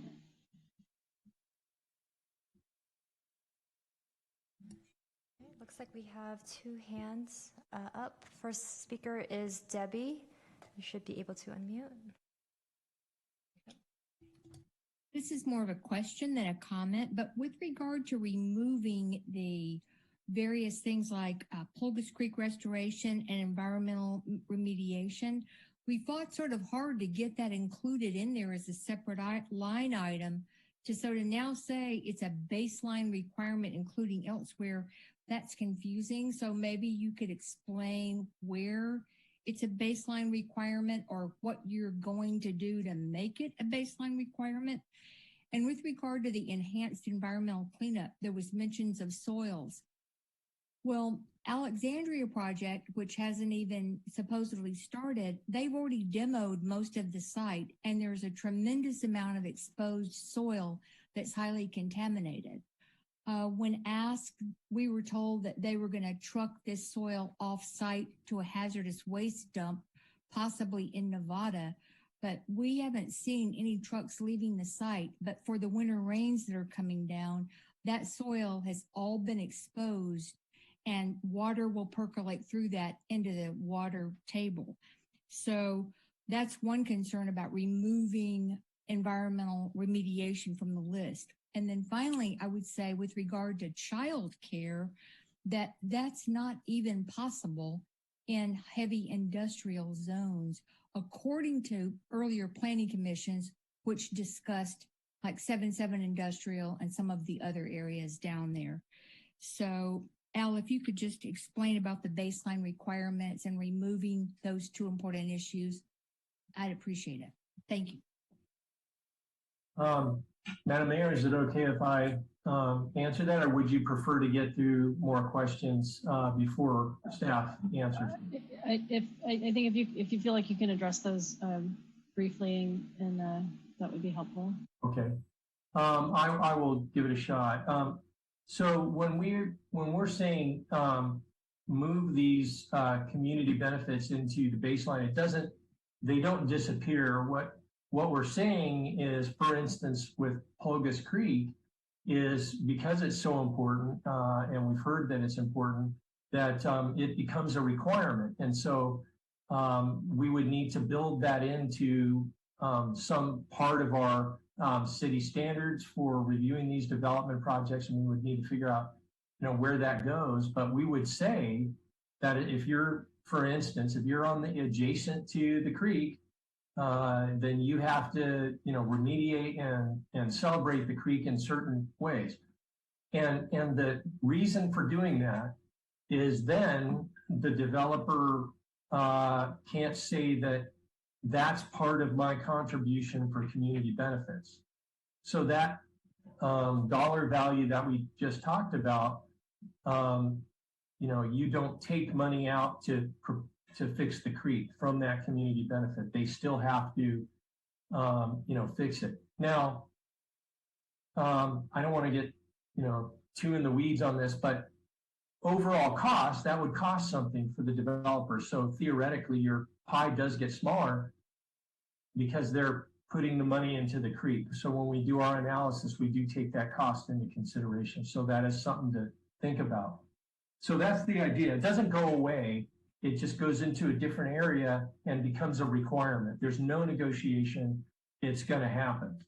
For the environmental cleanup, as you noted in the policies that have been developed, there are other entities that oversee environmental cleanup for these sites. There's a number of different departments and divisions in the county health and others that do oversee this. And whenever we allow for demolition and things, they have to come up with a work plan for that takes into consideration hazardous material and things like that. So our building department makes sure that these entities know what's going on when these demolitions occur and things like that.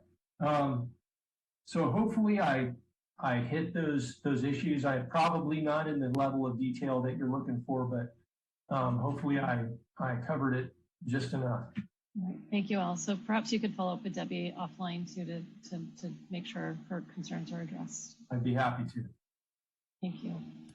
Crystal, anyone else? Yes, Dimitri, you should be able to unmute. There you go. Yes, hi, can you guys hear me? Yes, thank you. Okay, awesome. Yeah, a couple of things. I want to thank Debbie for those comments. I think it is important to just kind of watch out for what we all hope is getting some rain in in the winter season. But those comments are much appreciated. And Al, thank you for the clarification. I think it's really good to separate the requirements, like things like cleaning up Holgus Creek versus the community benefits.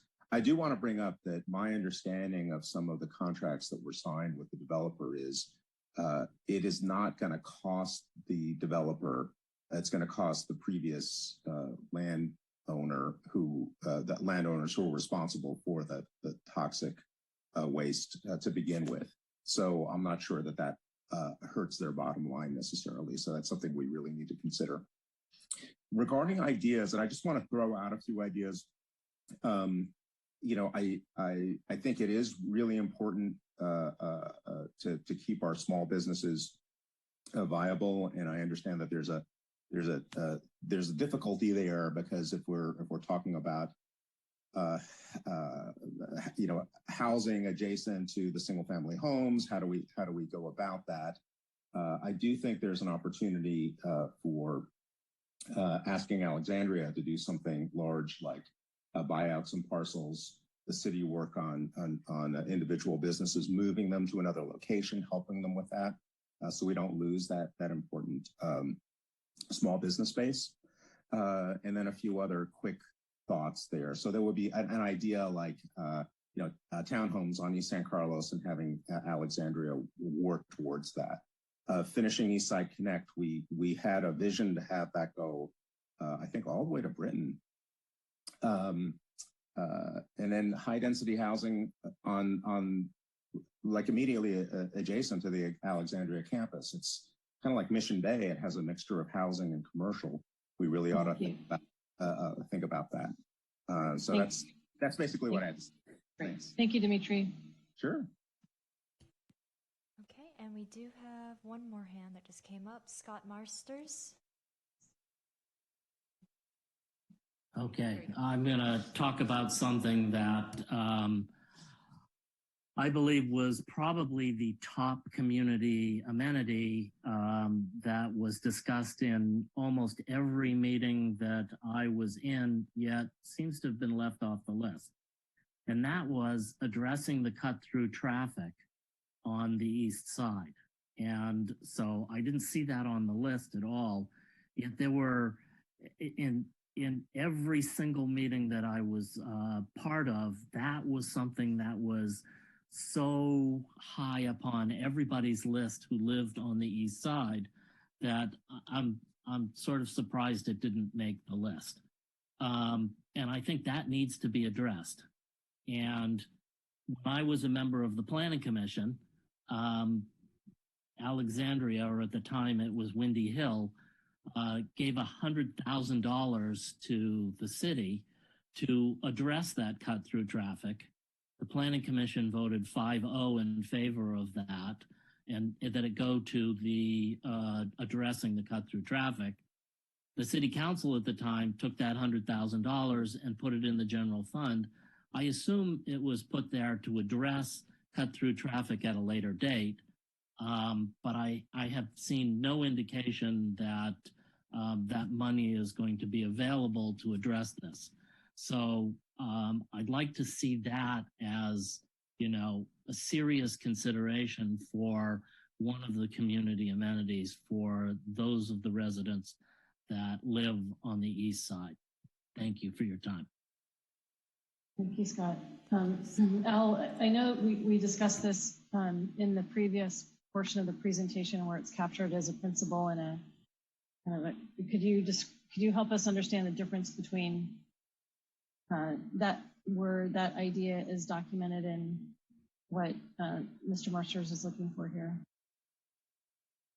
So I guess the question is, well, why isn't it noted on the community benefit slide as opposed to, you know, as a policy? And we know that, I think Scott is right. I mean, we did hear loud and clear that the community does want to do that, and we addressed it. We chose to address it as a policy for review.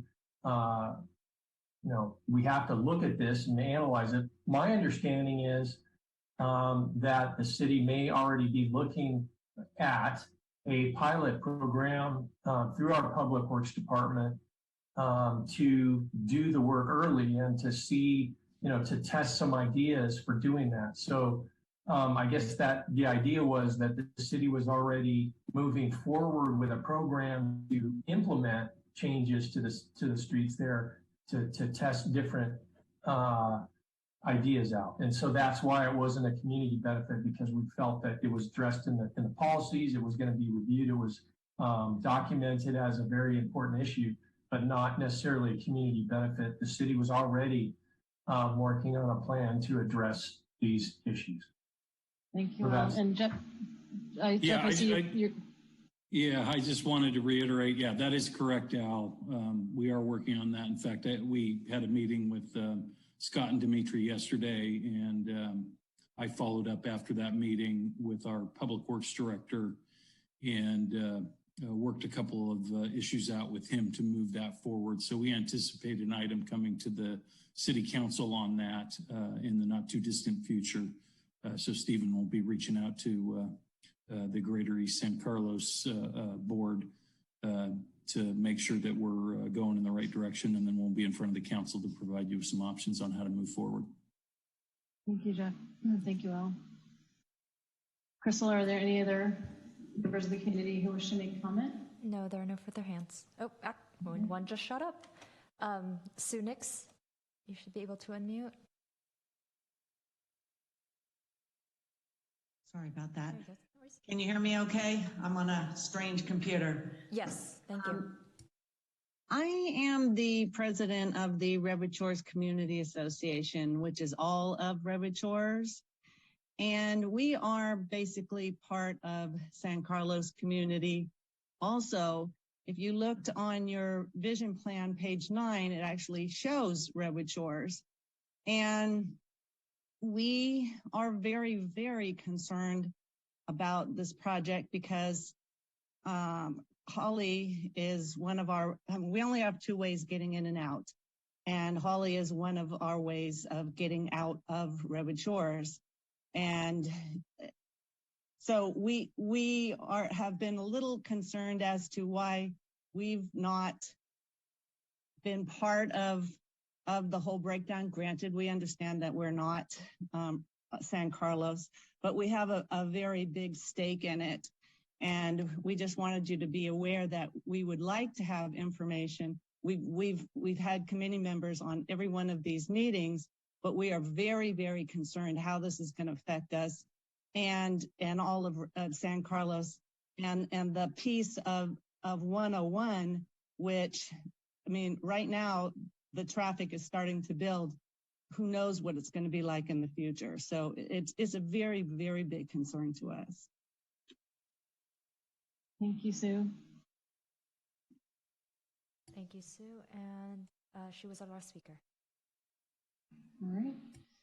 Great. So I think at this point we can move to discussion, and just to kick this off, what I'm hearing Al say is that there's a few ways to categorize the various community benefits and negotiate those as we move forward. I just wanted again, thank the community and the team for stepping forward and engaging in these conversations. I think just by virtue of the breadth of community benefits are listed, it's clearly a very thoughtful approach has been taken. I appreciate everyone, sharing their voice and their ideas about, how we enhance our community with these projects and minimize the impacts. I see that they also, the list encompasses benefits that serve a broad spectrum of our community, that appeal to multiple age groups and demographics, and really encourage, the support of our community spirit. San Carlos is unique, and I think we do a great job of celebrating our diverse interests, and I think that's really reflected in this particular list. So, so with that, just to provide a little framing, Al, I think you're probably looking for some directions on kind of next steps, what people enjoy about what they're seeing, what they're concerned about, that type of thing, correct? Yeah, I mean, one, I guess that we that it might be good to get a little guidance on it, the idea of the baseline requirements. Is there an interest in us kind of looking at that and moving those things down? Maybe Sure. just some discussion. You don't have to make any decisions. And I think we do want to talk about what the next steps in this process are. And I think Lisa has a couple of slides that we'd like to show you before you conclude this evening in terms of providing you with a path forward. Crystal, maybe if you could bring up the slide deck really quick. So that's the one thing that if you wanted to give a little bit more guidance on those ideas of baseline, is that an interest to the council to kind of move those down? That would be helpful. Lisa, next step. Sure. Thank you, Al, and thank you, council members. I know this has been a long evening, but like Al said, we wanted to at least publicly share with the council, and of course, anyone who's listening or watching the replay, what the next steps are after tonight. So we got a lot of good feedback. Thank you, all of you, for all of your good feedback, and to the members of the community that made it as well. Our plan has been to, after tonight, our plan was to move forward essentially and make refinements based upon the direction and input that we received from the council at this study session, and then reflect those into a vision plan, into an edited vision plan that would then be packaged in total, a comprehensive plan. So what you've seen here are some slides, but we're putting together a full plan document, and we would release that and then bring it forward to the Planning Commission on September 20th. This is our goal. And then after that, we would be poised to bring it back to the City Council on September 27th. After tonight's meeting, staff will need to, we'll be convening as a team with our consultants to talk about our time frame for putting everything together. Like I mentioned at the outset, our goal really was to kind of wrap this up in September. But as I mentioned to the Planning Commission, and what's reflected in this tonight's staff report, is that if the City Council needs more time, would like another study session, or if the Planning Commission needs more time to review it, I mean, we're able to adjust as necessary. This is a process, and it kind of somewhat takes on a life of its own. We're managing it, but we want to make sure that we're communicating to all of you that if there needs to be more time, we're ready to address that. And I don't know, Al, if you wanted to add anything to that, but there's a pretty quick turnaround time between now and September 20th. So we're going to be doing our best to adhere to this. But I guess if there's any final comments, and I think that's the last slide we have, based upon the schedule. Okay, thank you. So what I might suggest is maybe, Al, shall we go back to slide 50? And I'm thinking that just based on the previous discussion before what I'll call affectionately the intermission, it sounded like we had general alignment about the 10 big moves, which is in somewhat parallel to the highlighted areas that you have here. And so with respect to kind of those bigger benefits that are kind of more far reaching, which I think are outlined maybe in the red and the dotted line red, I'm wondering if maybe we might want to do a little bit more analysis there, just because of your previous response to my question about what is really bubbling to the top, and or is there an opportunity to maybe bundle some of these benefits into a larger project, right? Right now it's just kind of a laundry list, but I'm seeing some themes with some of these things. So how does that sound to you if we were to take the conversation in that direction? Does that sound reasonable to council? Vice Mayor McDowell, do you want to weigh in on that? That approach sounds fine to me. You just want to go over moving the yellow, or? So what I'm thinking is, it seems like the yellows are fairly consistent with the previous discussion, where I was sensing a lot of alignment among council. So maybe if we can just bring that into laser focus, and then secondarily have a conversation about how do we get greater clarity about some of the bigger I guess, ticket items or those things that are, those community benefits would be more adjacent to the larger projects, right? So there was the baseline benefits and then you called community benefits. So you made a distinction between two, and I recognize I'm using those terms interchangeably at this point in the evening. I apologize. That's fine. I'll kick off the discussion on the baseline. I think that it's good. I wonder how district parking as a baseline benefit would work. I guess I have that question for Al. If you could just talk, if we move it to the baseline requirements, what does that look like in real life? Would need to do more analysis on what that means and how it would provide that, and then how do you ask a developer to actually provide that, and what it means. And we'd have to go back and talk to developers about, what the, their capability is, and, so I think that particular issue is maybe one of the more challenging ones in terms of, how to provide that, how to do it. Lisa, did you have anything to add to that? I'm pretty sure that. Yeah, I was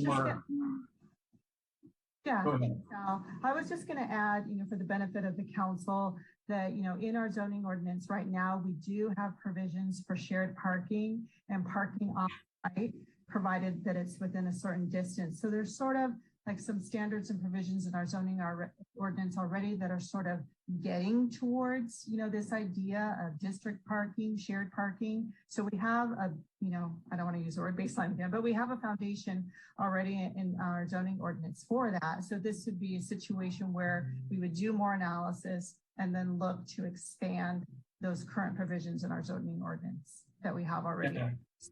And just to add, so none of these are cut and dry. Like we would still need to go back, for instance, green buildings. We know you've already, done a lot of work in terms of green buildings.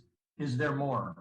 Recycled water, so each of these would still, as noted, be required. We would need to study each of these and then figure out how to codify them and where. So none of them are a slam dunk. It's just, it's more like, are you interested in moving some of these things down? We might come back later and say, we can't do one of them. We think that it should be more a community benefit and not codified after further research. Okay, that's very helpful, Al. I would be interested in studying what's highlighted and hearing back from you. I also wanted to build on John's comment about childcare. And I completely agree with him that it's kind of a shared benefit. It helps the employer attract and retain a qualified workforce. And, I know we've talked a lot about a childcare impact fee, and we, haven't been able to put that on the books yet. But I'm wondering what kind of, are there levers there that we could make childcare some kind of a baseline requirement or a shared requirement? Yeah, so I guess a fee, and there's a couple of different fees that we've been studying, and provide for facilities, and then there's other fees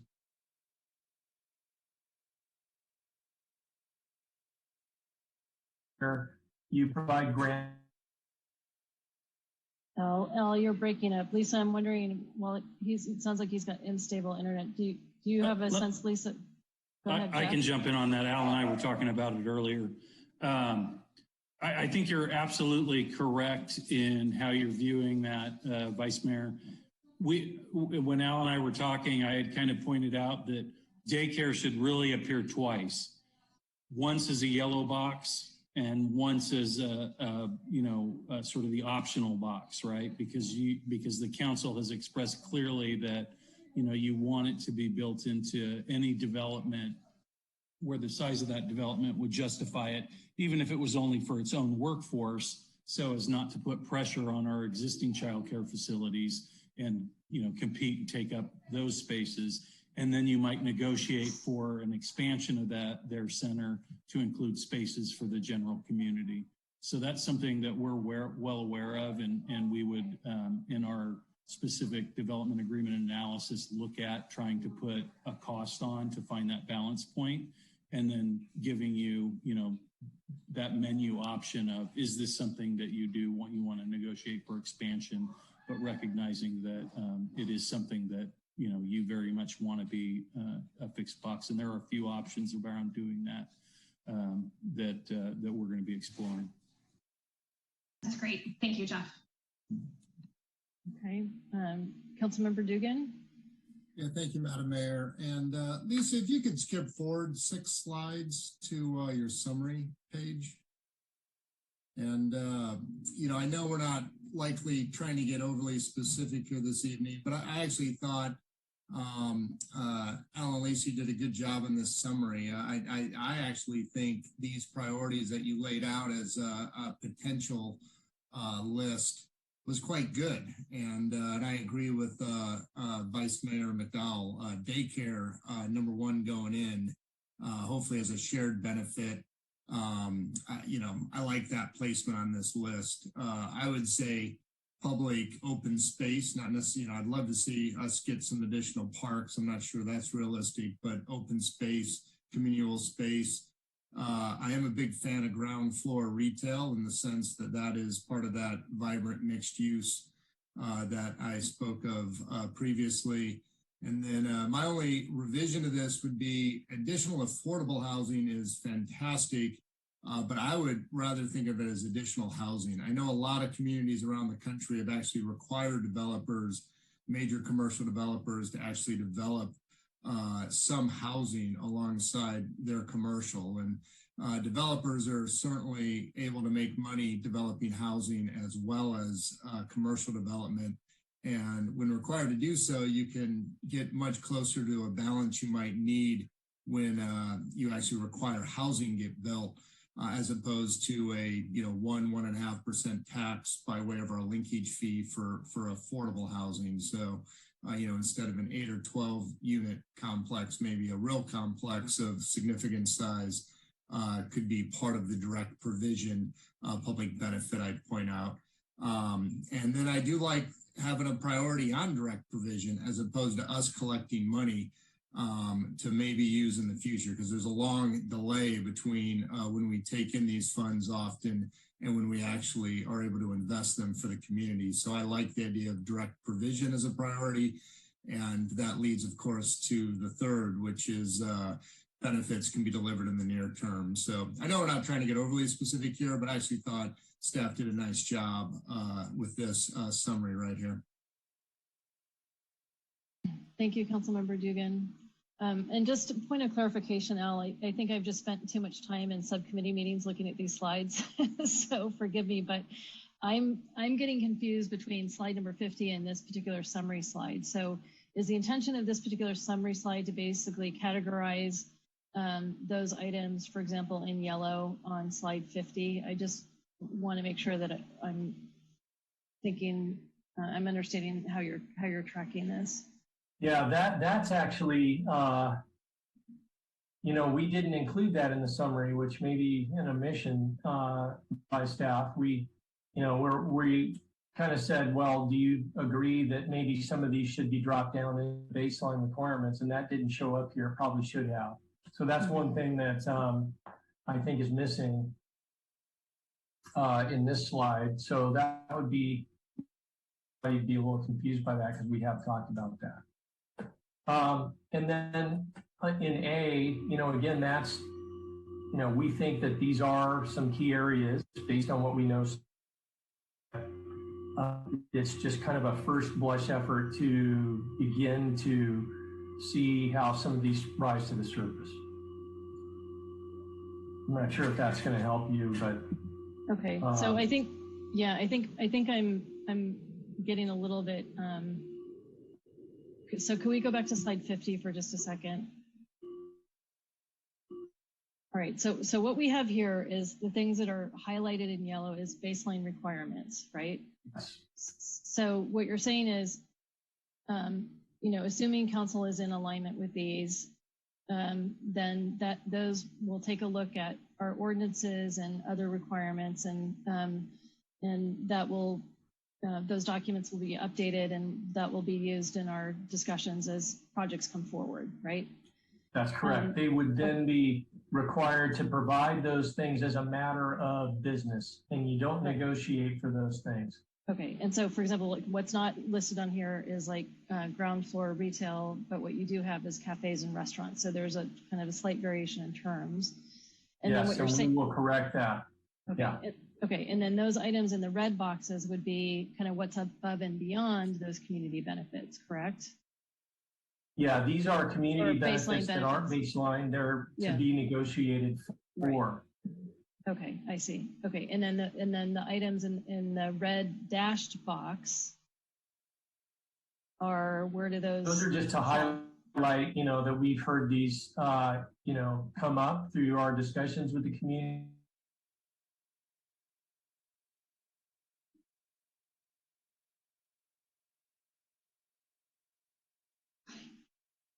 Facilities. Am I breaking up?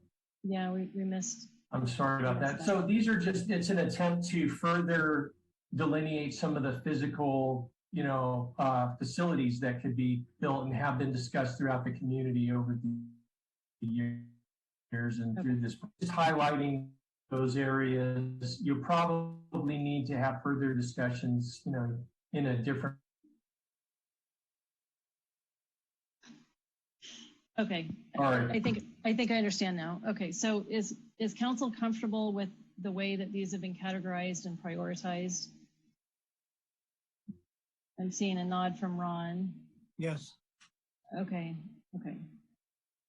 So it sounds like we have general alignment in terms of how these are characterized. So in terms of, further analysis, for example, like it strikes me that it's those items that are in that red dashed box, right, where there's more of a question mark about what the community would like to see.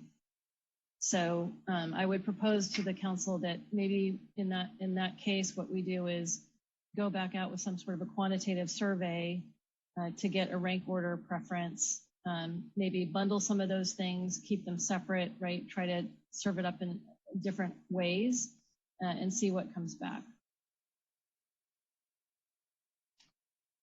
And Madam Mayor, I think that's a good idea. When you're talking about this survey, we're talking about surveying sort of the entire community, right? Correct. Okay. Yes. Then I'm Yes. supportive of that. Yes. Yeah. Councilmember Collins. Thank you, Madam Mayor. Are you looking for, at this point, more of our own specific ideas, or if there's some more things you want to cover before we get to that? No, we're good. Okay. Yeah. We All don't right. need anything else. All right. Well, what I'd like to do then is just, first of all, I want to say that I like moving things like affordable housing and daycare to the baseline thing. I think that those are in a separate category and they're important to this community and they need to happen. So what I'd really like to do is for a moment focus on where we were going with that area in the dashed line. A lot of it sort of aligns with something that I've been thinking about for a long time. And I recently conducted my own informal poll on Facebook on community benefits that our residents would like to see. And I got probably over 2,600 people saw it. I got about 800 engagements and well over about 100 comments. And now I will admit it was non-scientific, but I was really surprised that 70% of those respondents are residents. Given the choice between several public amenities, said that they would love a community swimming pool. Many of those comments were quite enthusiastic. But, why a pool? We have so many other pressing issues, but why not? We're already prioritizing, as we just mentioned, housing, childcare infrastructure. Commercial developers are paying, millions of dollars that are specifically allocated and will be allocated when we get done with this process.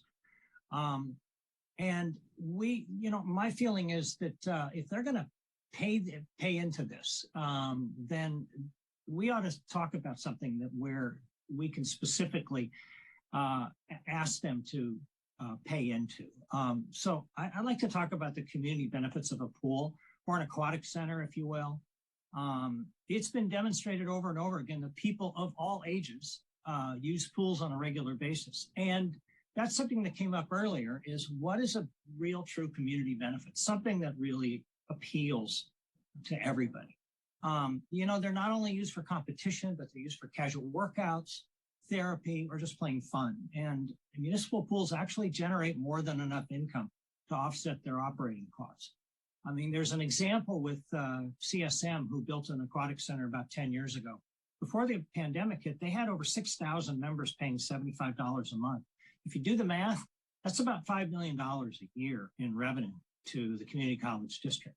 Now, I'm not saying that we're going to get that, because we might have something on a smaller schedule, but there are so many people in this community that want that. I think that's the type of thing would really pay for itself. And so, even though there are many locations that we could do this, I think the East Side makes a lot of sense for such a project. Although I wouldn't want to confine it to that. I think we ought to look holistically at where in the city, anywhere in the city, it might make sense to do that. So we have to start somewhere. So why not this? Why not? And why not soon? I think we need to come together on one big thing. There's really never a good time to do anything. And if we think that way, nothing will ever get done. So this may not happen fast and it may be hard, but to paraphrase one of my favorite presidents, we should attempt to do what's hard and not what's easy. So I say that we ought to be bold. We should say to our residents, we want to do one big thing, and that would be great for this community. So I would like to ask that we put this on our radar, ask city staff to look at a Shape San Carlos poll and really pursue and refine the interest in our community for this. So I ask that we talk about prioritizing the fees that we get. I ask that we consider the many benefits to the people we serve. And I ask that we think big. You know, development's going to happen. So the question before us is not if, but how much of these community development fees are going to be used for the greatest good. Thanks. Thank you, Councilmember Collins. I would just say that I'm aligned with your idea that we do something that's big and bold. You know, assuming we can initiate something along those lines with the development that's coming in, that it be something that serves a broad swath of the community. I also, you mentioned, you know, be science-based about it, right?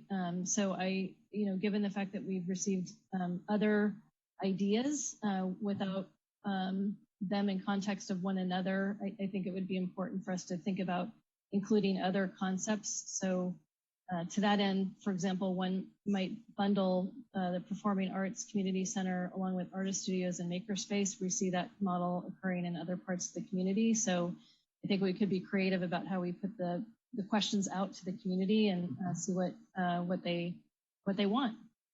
I would agree. Okay. Could I just say one more thing? Yeah, sure. Yeah, for sure. Madam Mayor, I'm glad you said that, because when I did this poll, I won't call it a distant second, but a frequently mentioned additional amenity that people wanted was a community theater. So those two things, a pool and a community theater, came up much more than any other benefit that was suggested to them. So I like that as well. Thank you. Councilmember Dugan, and then we'll go to Vice Mayor McDowell. Yeah, thank you, Madam Mayor. And yeah, thank you, Ron. I think you raise a good point, which is we should think about something to get bold with. And I agree with our mayor that, you know, we shouldn't confine ourselves. If we could have a multi-dimensional facility, that'd be fantastic. And there are good examples of that out there. But, you know, I like that we kind of have this baseline. I do think I'm a little confused how that list all works, but I liked the summary of daycare, open space, ground floor retail, housing, and potentially traffic mitigation, as these San Carlos folks have mentioned, as sort of the base. You know, I think of that as kind of the baseline, which is every project kind of has to, you know, work in those directions.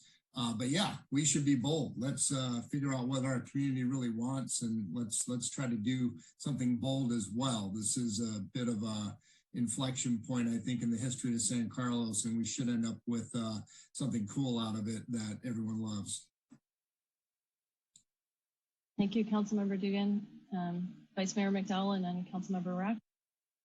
Thank you, Madam Mayor. I wanted to agree with my colleagues, and thank you, Ron, for bringing your idea to the table. I too have heard from people that the two things San Carlos is missing is a pool and a high school. So I know the high school is not on the table tonight, but I wanted to just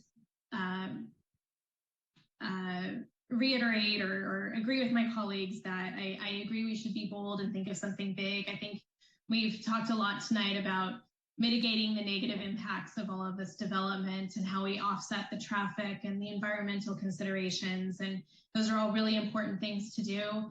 But I also feel like we need to really have a net new positive amenity for the community so that we, our community members can say at the end of the day, yes, we have a lot of new development and it has impacted my life and there are inconveniences that it has brought into my life. But I'm also really happy that we got X, our new amenity, because that has made my life in San Carlos more rich and better. So I support Ron and Laura's ideas about sending it out via survey to our community, and I'll look forward to hearing the responses.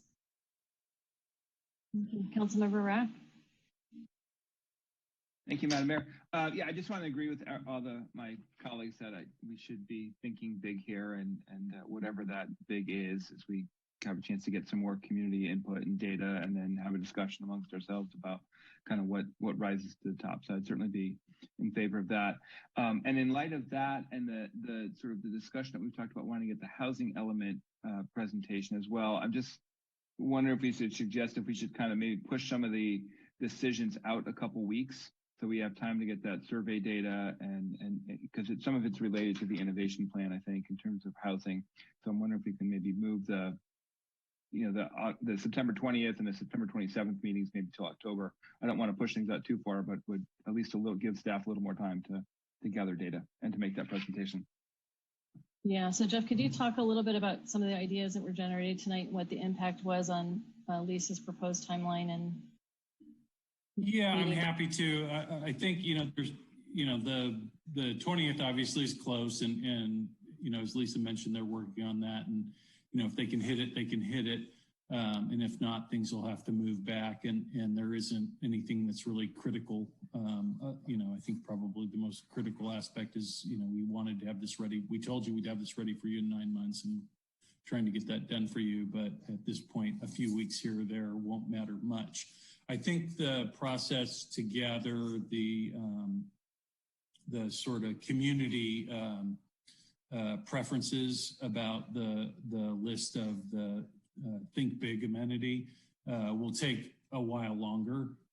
That's probably a couple months, because I'd like to propose that we would do a scientific survey of the community, not unlike our community survey that we do. This one would be obviously far more narrow than our normal community survey, which we would allow us maybe to spend more resources to survey a greater swath of our community and spend the dollars that way.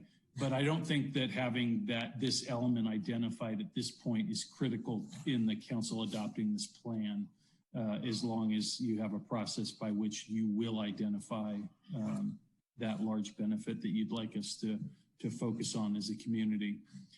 So I would say, you don't need to move the dates for us, as long as you're willing to accept that they might naturally slip a little bit moving forward, and we'll do our best to hit those dates. But obviously we can't guarantee that, especially since, one of the steps is we need to take it to the Planning Commission, and if they can't get through it in one meeting, then that would definitely cause it to slip. Okay, Councilmember Dugan. Yeah, thank you, Madam Mayor. And I thought I heard a consensus that we did want at least some degree of study of how the housing element relates to this vision plan. So I'm not sure how that would fit into this timing, but I think I heard a consensus for that, and I would like to see that. Yes, we captured that in the beginning of the conversation, Jeff, correct?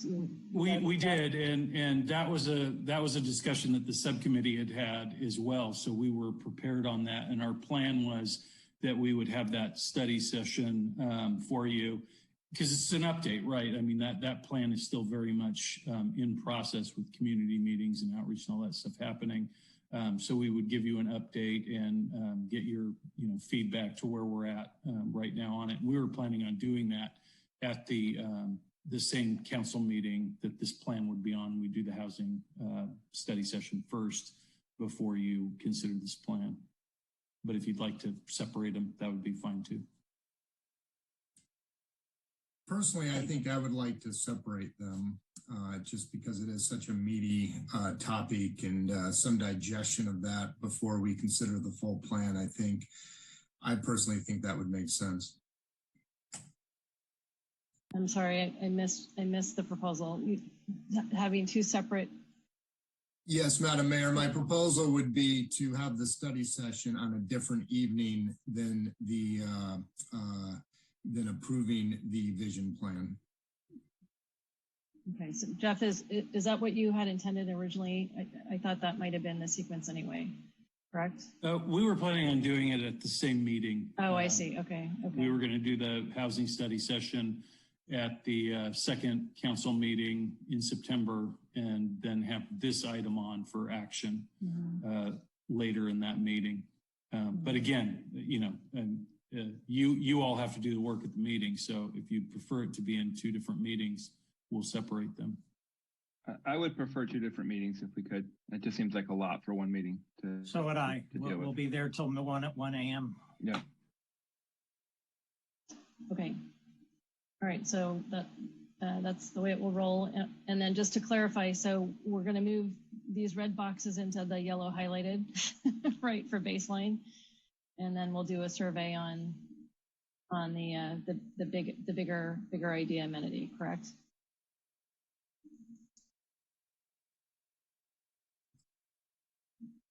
I'm nodding. That sounds right to me. Okay. Okay. Yes. Been at this for 9 months, so it's just trying to bring this across the finish line. All right. Any other comments or discussion? All right. Well, thank you, everybody. Really appreciate, again, the community for hanging in there with us throughout this process, and all of your feedback and input, to staff for staying the course, and to our consulting team for bringing this to shape, and to our council this evening. This was a really one of our big projects this year, and I'm really, really pleased with how the conversation went, and how we were able to find a lot of synergies and areas of alignment, and move us forward in our community forward. So thank you all very much. And thank you, Vice Mayor McDowell, for your partnership on the subcommittee. Very much appreciated. Thank you. And I want to also extend my thanks to staff and the community and the consultants and all of our colleagues. It was definitely a team effort and something I'm very proud of. So kudos to everybody. Good meeting. All right. Meeting adjourned. Thank you. Thank you. Night. Good night. Good night.